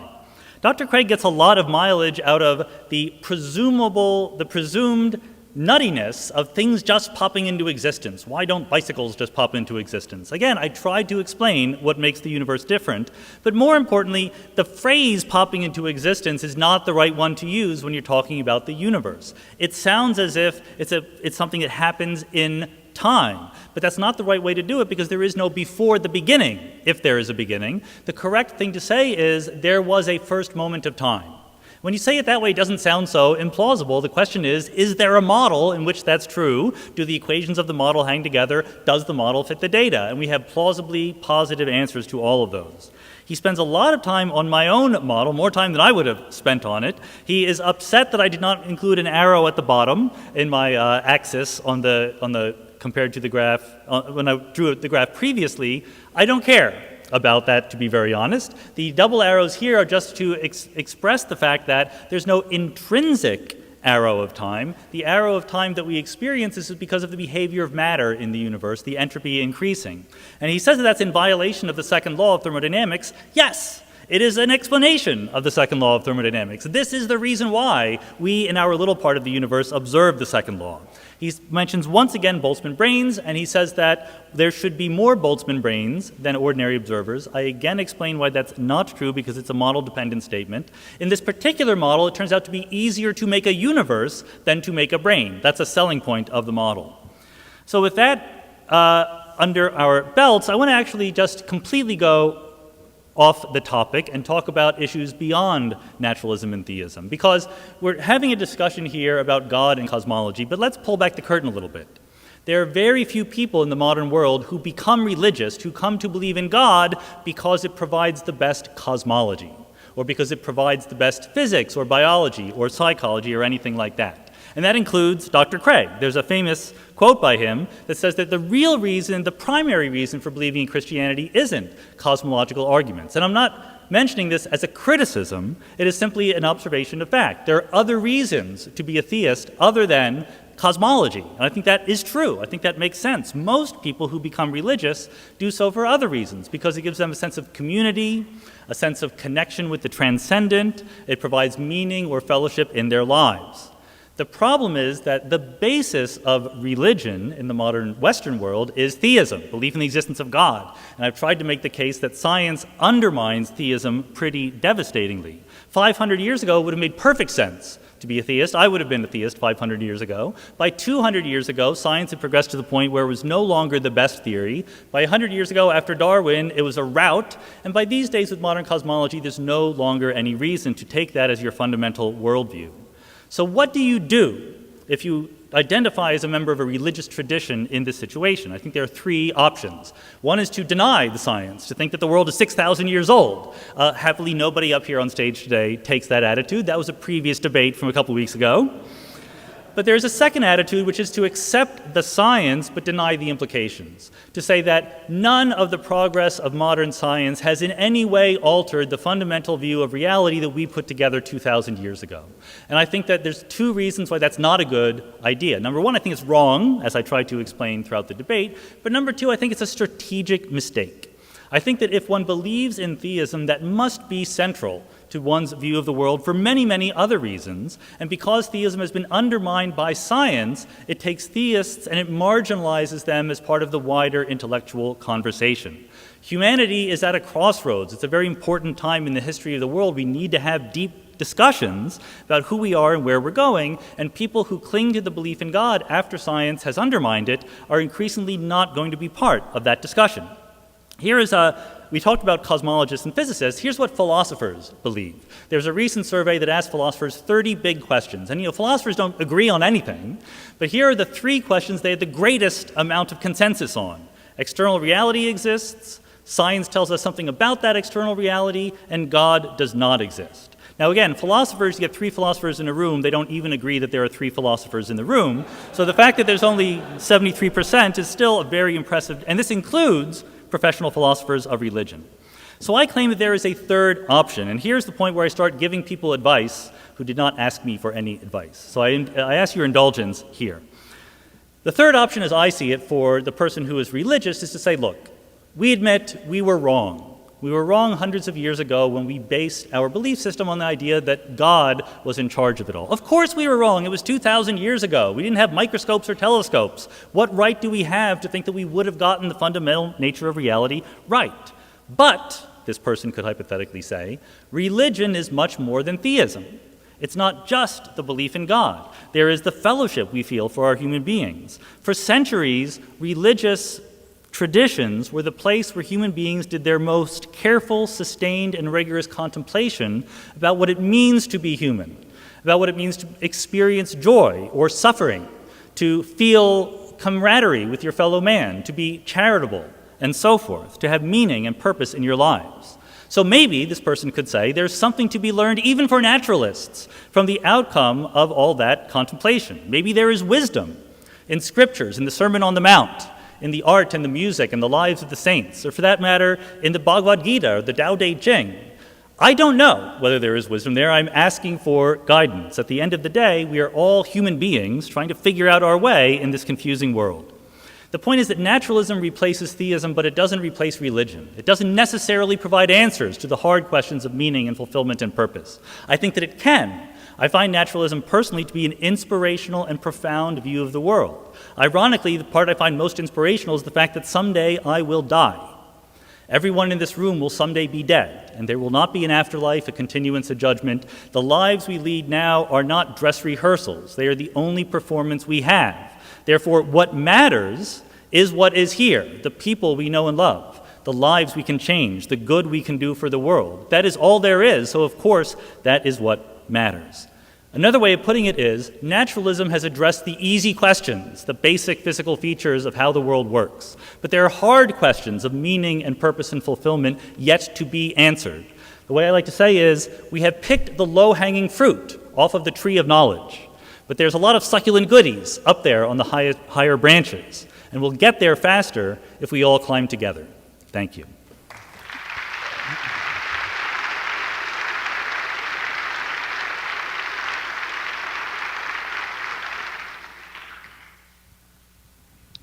Let's give them both another hand.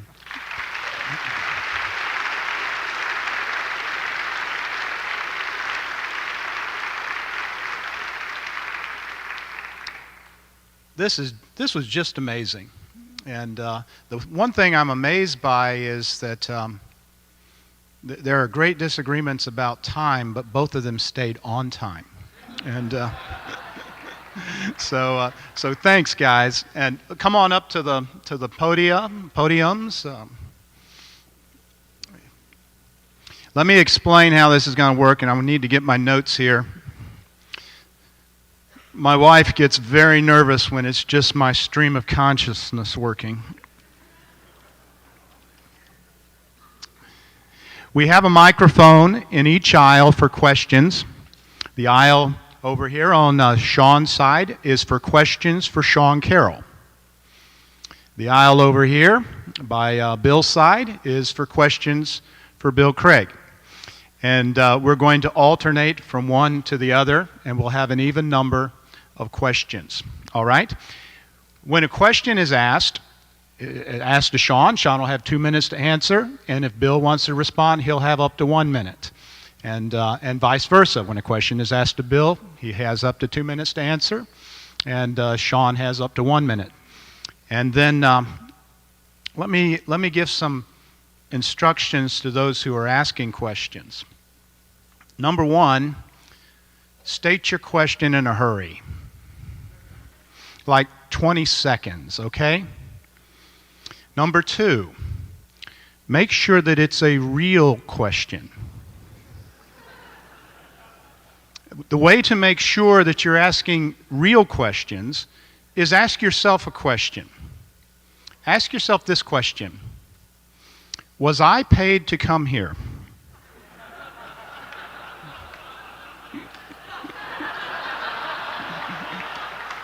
Exactly. If you were not paid to come here, then you are welcome to ask a question, but you are not invited to lecture. So make sure it's a real question. Second, ask yourself this question: will everyone benefit from hearing this question? Is it a question that's going to shed light, to get at more truth? Is it more akin to some interesting thoughts you had one night after your third highball? You've heard it said there is no such thing as a stupid question. That's not true. That's a stupid saying. And my last instruction would be, you only get one question. When you ask your question, step away from the microphone.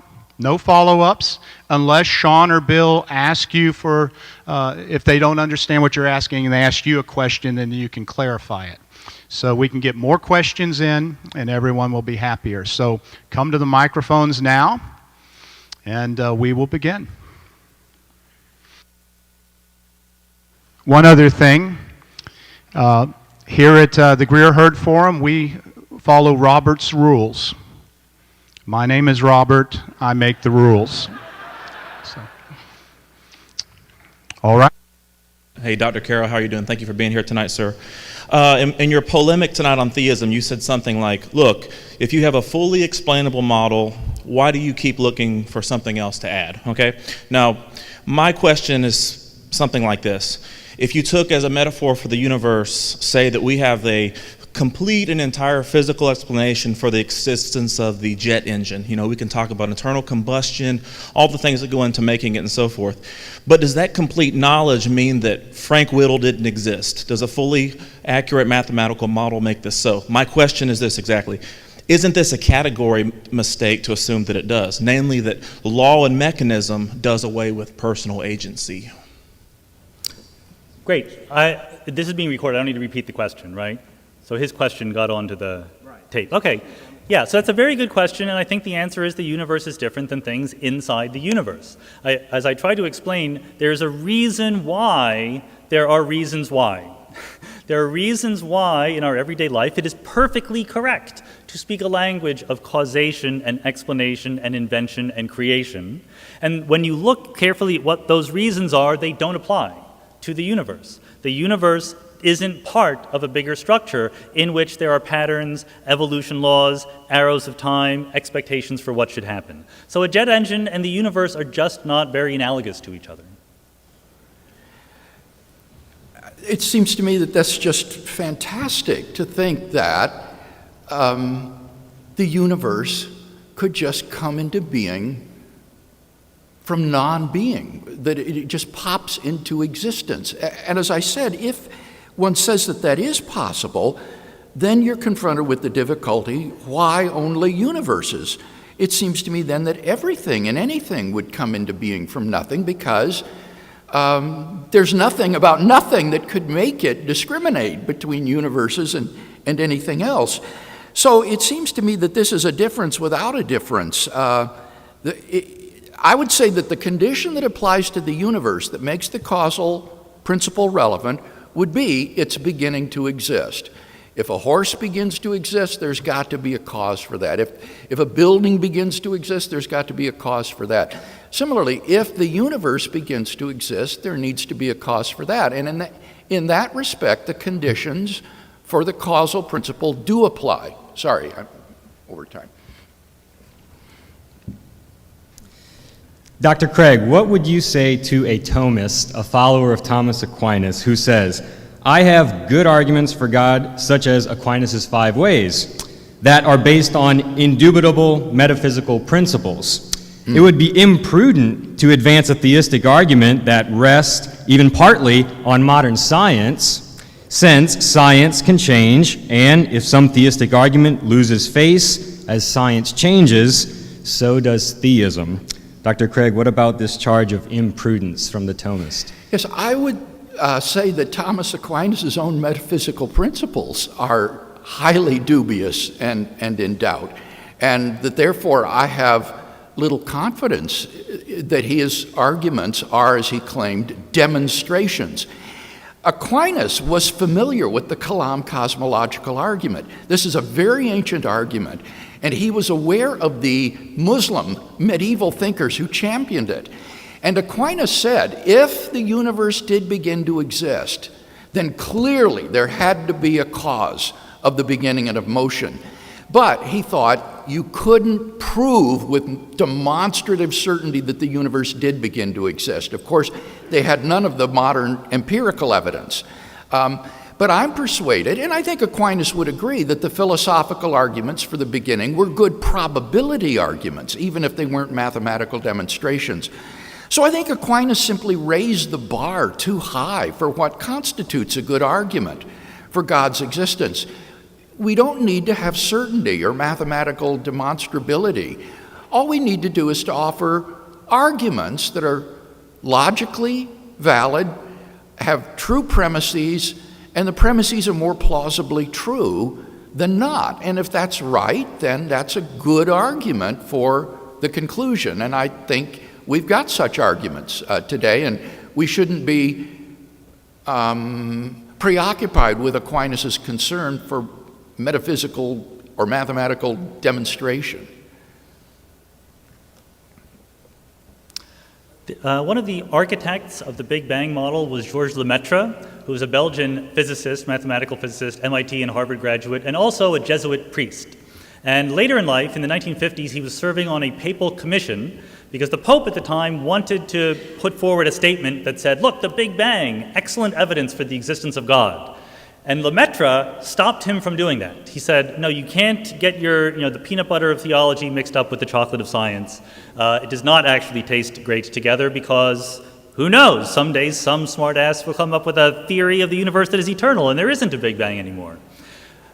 Dr. Craig and I are on the same side. We think that Lemaitre was wrong to make that kind of statement. We both believe that if you're going to be an intellectually honest theist, you need to accord with the best data from the universe. And as we both agree, science is not in the job of proving things with metaphysical certitude. It says that models get better and better at fitting the data. I think that works just as well for theism as it does for naturalism. Dr. Carroll, thanks for being here tonight. My question, at the end of your first speech, you mentioned how, in a nutshell, the theist weasels his way out of predictions that he would make based on the evidence. My question is, though, coming at it, that seems to be assuming that naturalism is some sort of default position and that theism is just adding one step on. My question would be that, do you not find that naturalism is a sort of a bent, an angle that you're coming at it at, and that you allow nothing in that realm? Because, I mean, granted, I know that's what naturalism is, but that you're so shut off from the beginning that nothing could ever meets the evidence, or like Lawrence Krauss says, even if it was in the skies, it maybe consider it. That's right. Yeah, I think this is a good point. Personally, I think that there would be no problem for me to be persuaded out of naturalism. Sorry, the roof is not.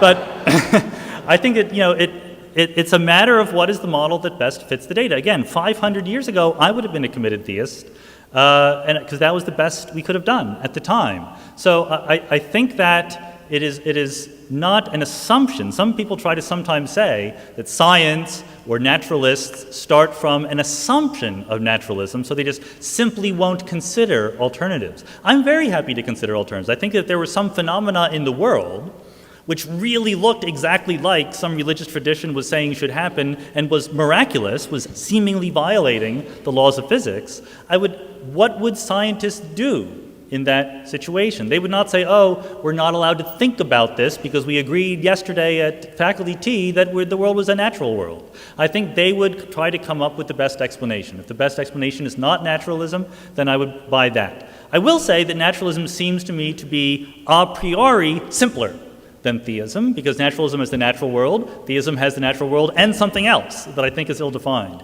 But I didn't actually use that. I think in a proper quantitative Bayesian probability analysis, my prior for naturalism is higher than my prior for theism, but overwhelming evidence will always take care of that. I just don't think it's there. Yeah. Both the naturalist and the theist can be stubbornly committed to their worldviews and not allow contrary evidence to overthrow it. Naturalists are just as adept as theists at explaining away evidence that they find inconvenient. I mean, even to the extent of asserting the universe popped into being out of nothing.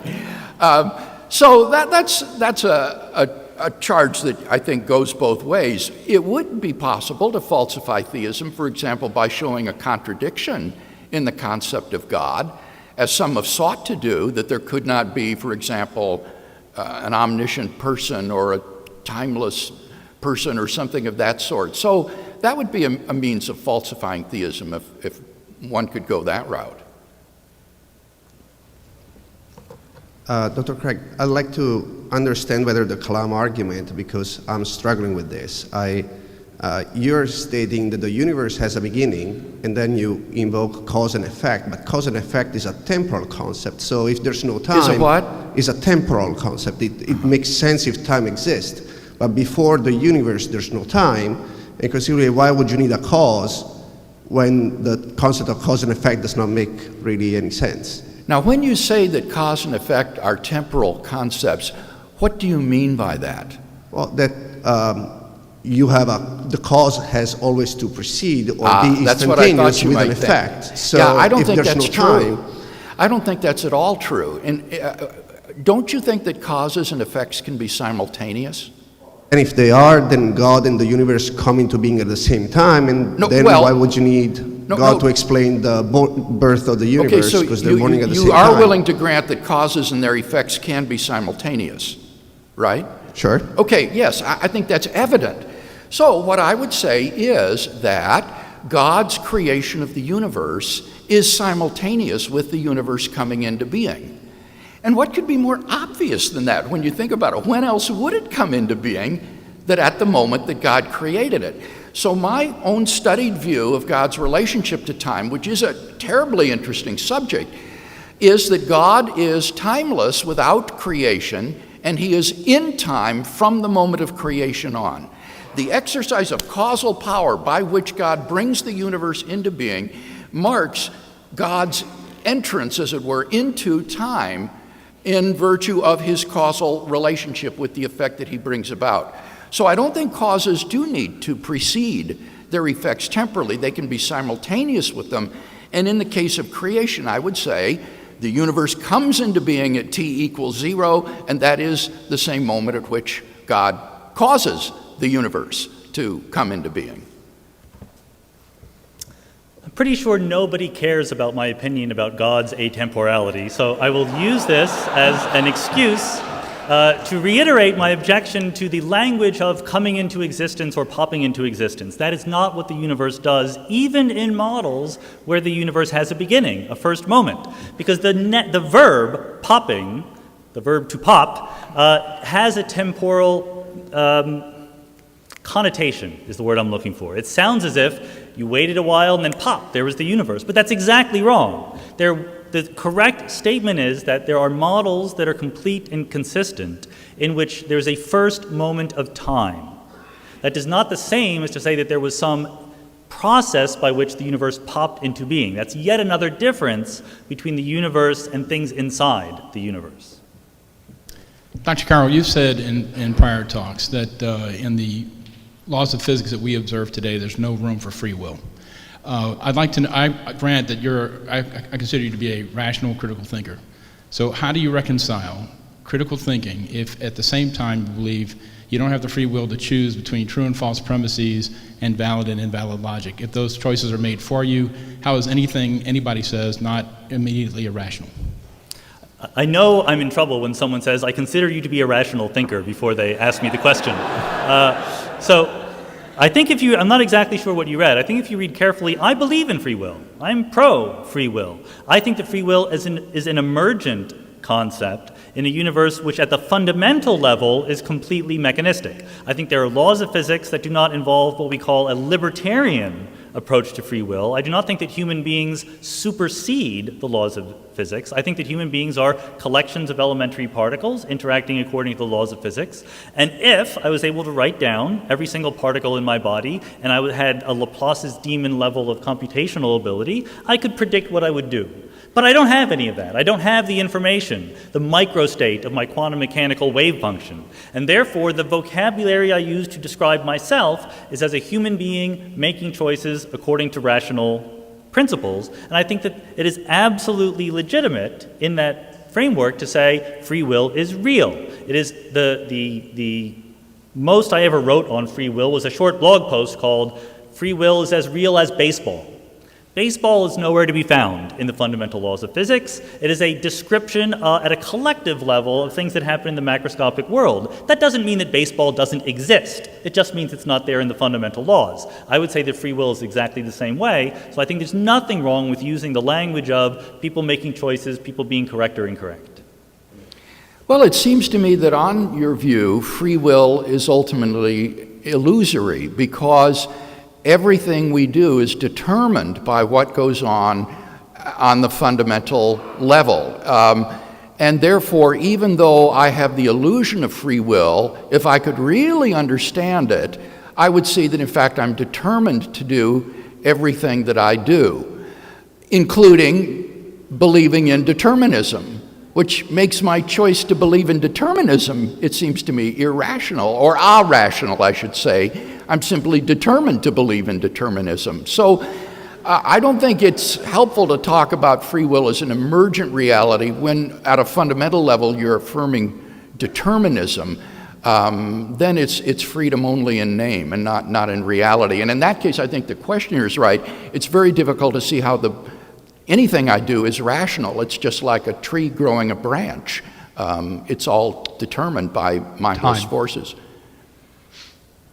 Dr. Craig, it's an honor to speak with you tonight. I was going to ask Dr. Carroll something, but the line was so long, and I like short lines, Yes. so I came over here.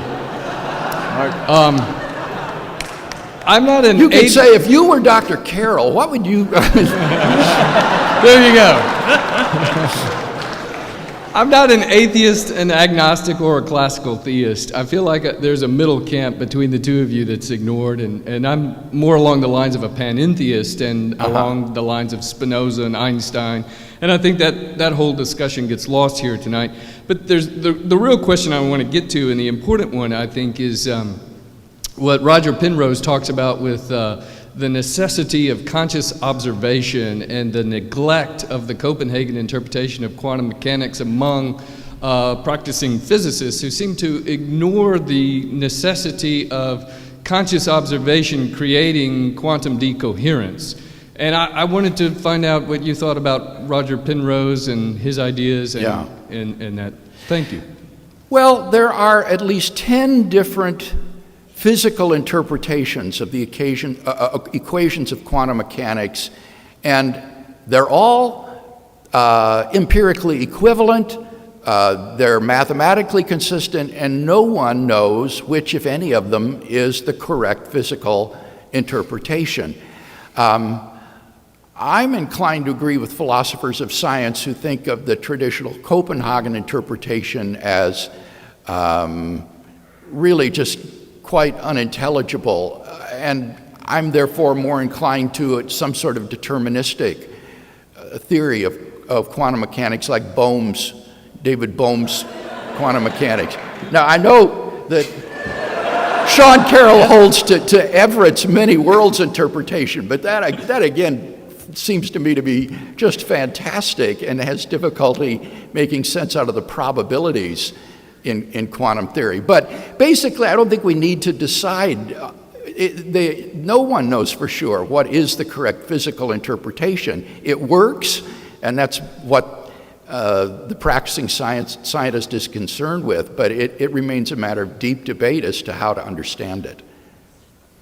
Well, I'm glad we found another very important area of agreement between Dr. Craig and myself. The Copenhagen interpretation is basically nonsense. No thoughtful person still holds to it, and yet we teach it to all of our undergraduates. That's kind of a scandal.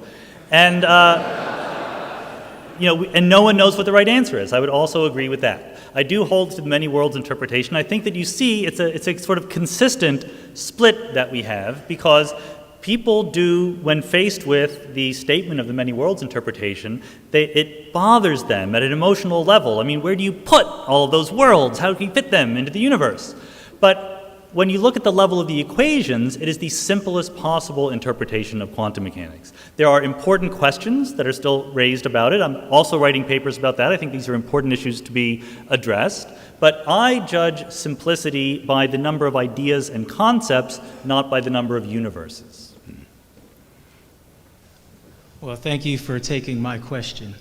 Assume we had a model of the universe that corresponds to reality concerning all material things. Is it still logically possible to affirm the existence of a God? Yes. I didn't hear the final. Is it still possible? Yeah, what? maybe say the whole thing over again. Yeah, look, one more time, I'm sorry. Assume we had a model of the universe that corresponds to reality concerning all material things. Yeah. Is it still logically possible to affirm the existence of a God? Good, so yes. Sure. It's logically possible to assert a whole bunch of things. And it's logically possible to assert that Isaac Newton had the right theory of gravity and Einstein didn't. It's logically possible to assert the steady state theory. You can probably I get email from people who believe this. They're not very logical people, admittedly. But the way that science goes about deciding on theories is not on the basis of logic alone. It's not about, you want your theories to be logical. I think that's the minimum requirement. But there are many, many, many logical theories. One of them is that we're all living in a computer simulation. There's a mad scientists out there. One of them is that none of you exist. I'm a brain in a vat. These are all logical possibilities. At about a similar level of plausibility in my mind, there's the logical possibility that we live in a world that always obeys the laws of physics, and yet God created it and is hiding from us. So that's absolutely logically possible. I don't give it a lot of credence. Yeah, logical possibility is simply too easy. And therefore, I think probably you meant something perhaps different than just mere logical possibility. What we're talking about is maybe metaphysical possibility or plausibility. Those are the real issues that I think are important, because it would be pretty surprising if you could show that something like this would be logically impossible. Dr. Craig, you've been very skeptical about the idea of universes just popping into existence. Does cosmology have anything to say about where God might have come from, or are we allowed to think that he could have popped into existence? Yeah. No, obviously cosmology would not have anything to say about where God came from, because God is a non-physical, transcendent entity beyond the universe. That's why I use the word transcendent in that argument. This is something that is beyond the universe. The universe is defined as all contiguous physical reality. But I do want to take this opportunity to highlight for you a very significant difference between Sean and myself that is a philosophical difference that has tremendous impact upon this whole debate, and that has to do with this idea of popping into existence. If I'm not mistaken, Dr. Carroll holds to what is called a tenseless theory of time. That is to say, past, present, and future events are all equally real. Temporal becoming is merely a subjective illusion of human consciousness. There is nothing privileged about the present, ontologically speaking.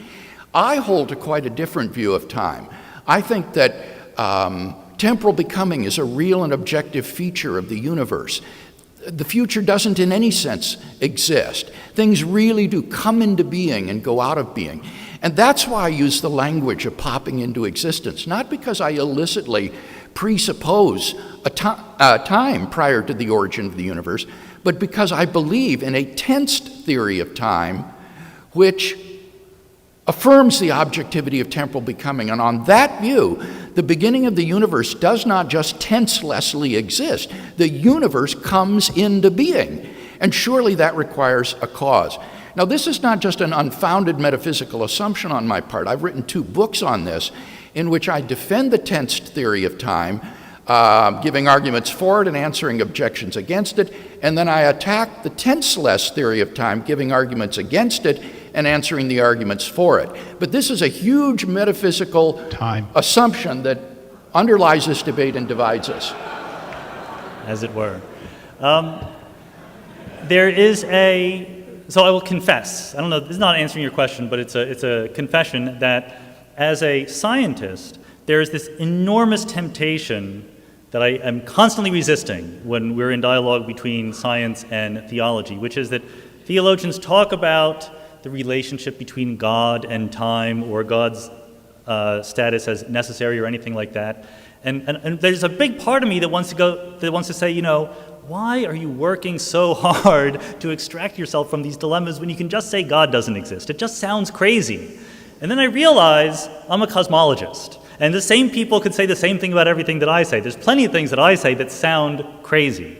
So I think that all I'm saying is I think these are difficult, interesting questions, and it's very, very hard on the basis of thinking alone to get the right answers. That's why science has this huge advantage that we collect data. Dr. Carroll, you asserted that theism is unreasonable, at least in part, because the term God is poorly defined. So you, at the end of your first talk, you said the solution to the problem that, from a theist point of view, the world is not as we would predict. It's easily solvable because of the flexibility of the terminology of God. So the theist can simply form any of hundreds of models of God that explain why the world is the way it is while maintaining the creative agency of God. And that's unreasonable. But when you want to show the plausibility of an eternal universe, you build a model, and you showed 17 of those, and you said all of them could work, but you don't think that any of them are right. They could be right, but you don't think they're right. And that is reasonable. And I'm just wondering if you could clear up for me how that's consistent. Sure, that's fine. I think that there is a difference in principle between the theist trying to use the idea of God to explain all these different aspects of the universe, and the scientist developing many, many mutually inconsistent models and not knowing which one is right until they're developed. I think that with every one of these scientific models, there is an expectation, indeed a demand, that when we understand the model perfectly, it will make absolutely unambiguous, unwriggle-outable of predictions about what the universe is like. I think this is not in principle possible in theism. I think, and different theists probably have different expectations about this, but I think that theists would not claim that once we understand God perfectly, we can predict the mass of the Higgs boson. But a physicist would claim that once we have the correct theory of everything, we will be able to predict the mass of the Higgs boson. I think that's an absolutely crucial distinction. I love this question because in the same way that the scientists develop models of the universe in order to understand it, the theologian does the same thing with respect to God. Different models of God, understanding what He's like. And for Christians, the biblical data concerning God is underdeterminative. There's a great deal of latitude in developing your model or concept of God. For example, one of the classic questions is God timeless, or is He infinite throughout all time? And theologians develop different models of God and time, and then these models are tested. You're tested not by predictivity, but they are tested by their coherence and how well, for example, they would explain how an eternal being could create the universe, or how he could know, for example, tensed facts. I've written a great deal on this, and so you're quite right in saying it's analogous or parallel.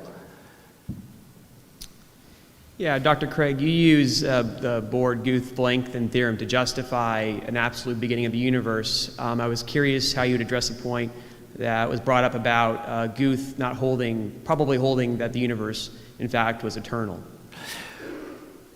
I haven't spoken to him about it. I have spoken with Blanken. I think they would agree that the theorem, under this single condition that it states, shows that classical space-time did have to have a beginning, and Guth doesn't dispute that. He says that.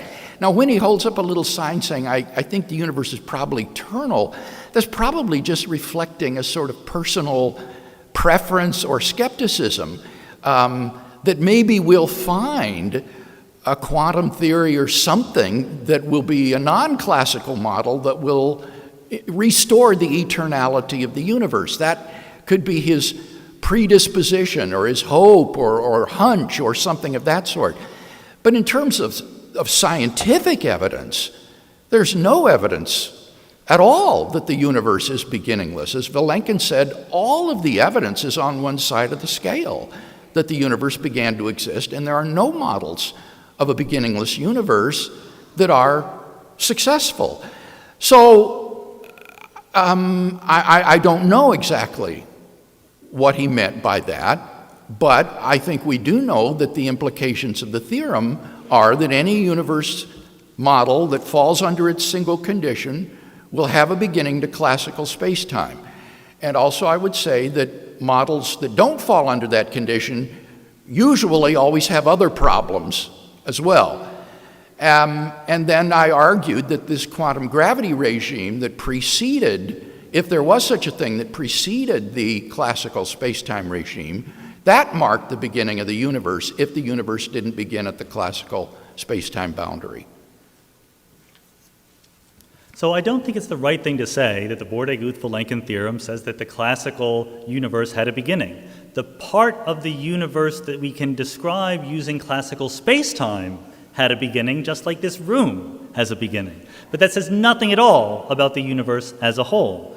Alan Guth does not believe the universe is eternal because it's a hunch or a personal preference. It's because he's a scientist and he's trying to develop models that fit the data. We have puzzles in cosmology. Given his knowledge of the models, he believes the best way forward, the most promising way forward, are the models in which the universe is eternal. He knows that there is a theorem saying that if you obey the rules of quantum mechanics under the assumptions I gave, the universe must be eternal. He knows the early universe had a low entropy, and the best possible explanation we currently have for dynamically explaining that involves an eternal cosmology. This is exactly how scientists work all the time.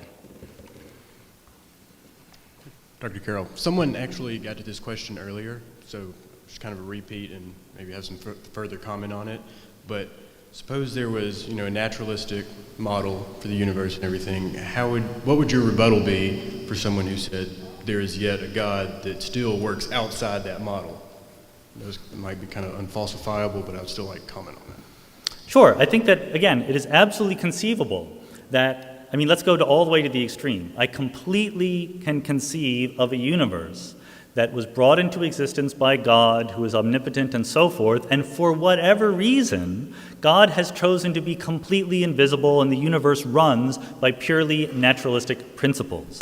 In that case, I'm not saying that it is logically impossible or even that it is illegitimate to conceive of that possibility. I just say it gets you nothing.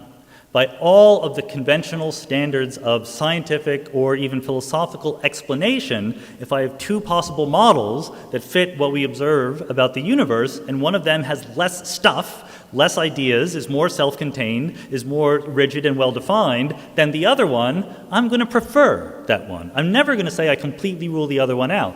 And this is not a completely hypothetical circumstance. Cosmology, quantum mechanics, quantum field theory, particle physics are full of many, many models that are in principle compatible with the data, but only if you take some parameters and push them out where they shouldn't be, make them very, very small, make them very, very invisible. We put limits on our theories. We do not rule them out entirely. But when the limits, the constraints become so strong, the theories become uninteresting. We have a better way of moving forward. To me, that's the situation with naturalism versus theism. The arguments that I've offered tonight are consistent with the universe being self-contained in the way that Dr. Carroll described, so that needn't be an issue of debate between us. But I don't see any reason to think that the universe is self-contained. I don't see any reason at all to think that the transcendent God doesn't act miraculously in the world. And there's simply no way that Dr. Carroll, as a scientist, could know that God never acts miraculously in the universe. So that the idea that the universe is causally closed or self-contained is really a naturalistic article of faith. It's a metaphysical presupposition, not an inference drawn on the basis of science.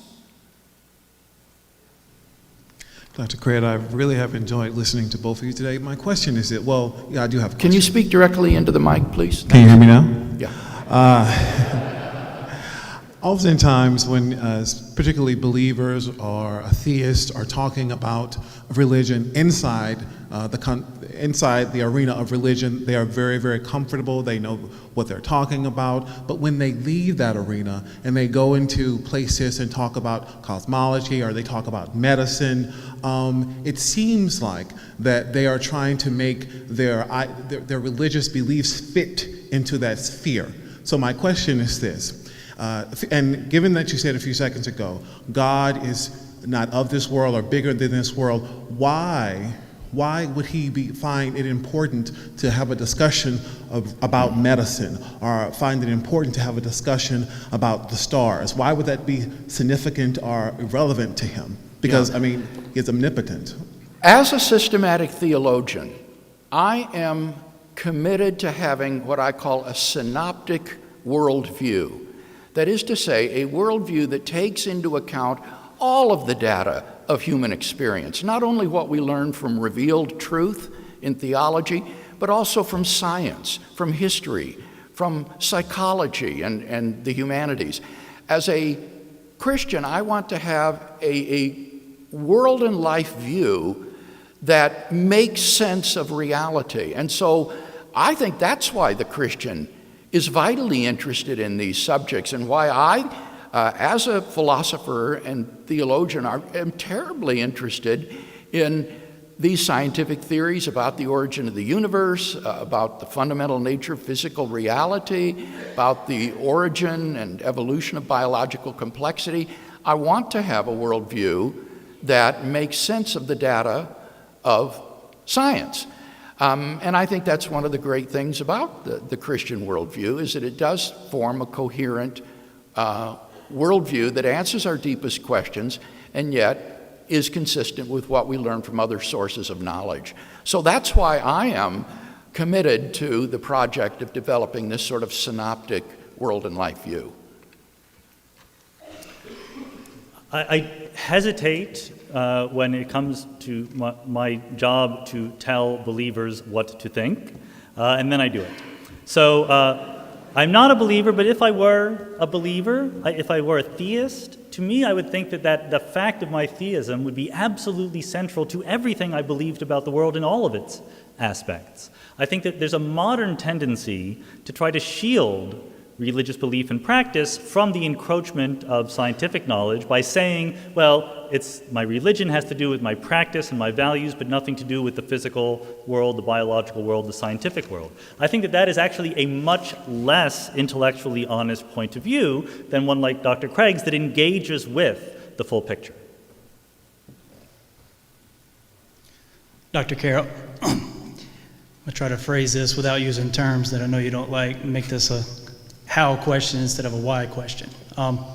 If our universe, our observable universe, had a first moment in time, and naturalism is true, then it would seem that we need to explain that with some sort of eternally existing set of conditions, and they would have to be necessary and sufficient to produce the effect, which is our universe coming into being, or having a first moment in time. So the difficulty seems to be that if we have an eternally existing set of causal conditions that are sufficient to produce the effect, why isn't the effect co-eternal with the cause? It seems like that's very problematic, and it seems like the easiest explanation or the most plausible explanation to how a universe with a first moment in time could come about is to say that agent causation is where we need to look, that it was a personal agent endowed with freedom of the will who can spontaneously exercise causal powers, bring about new effects. So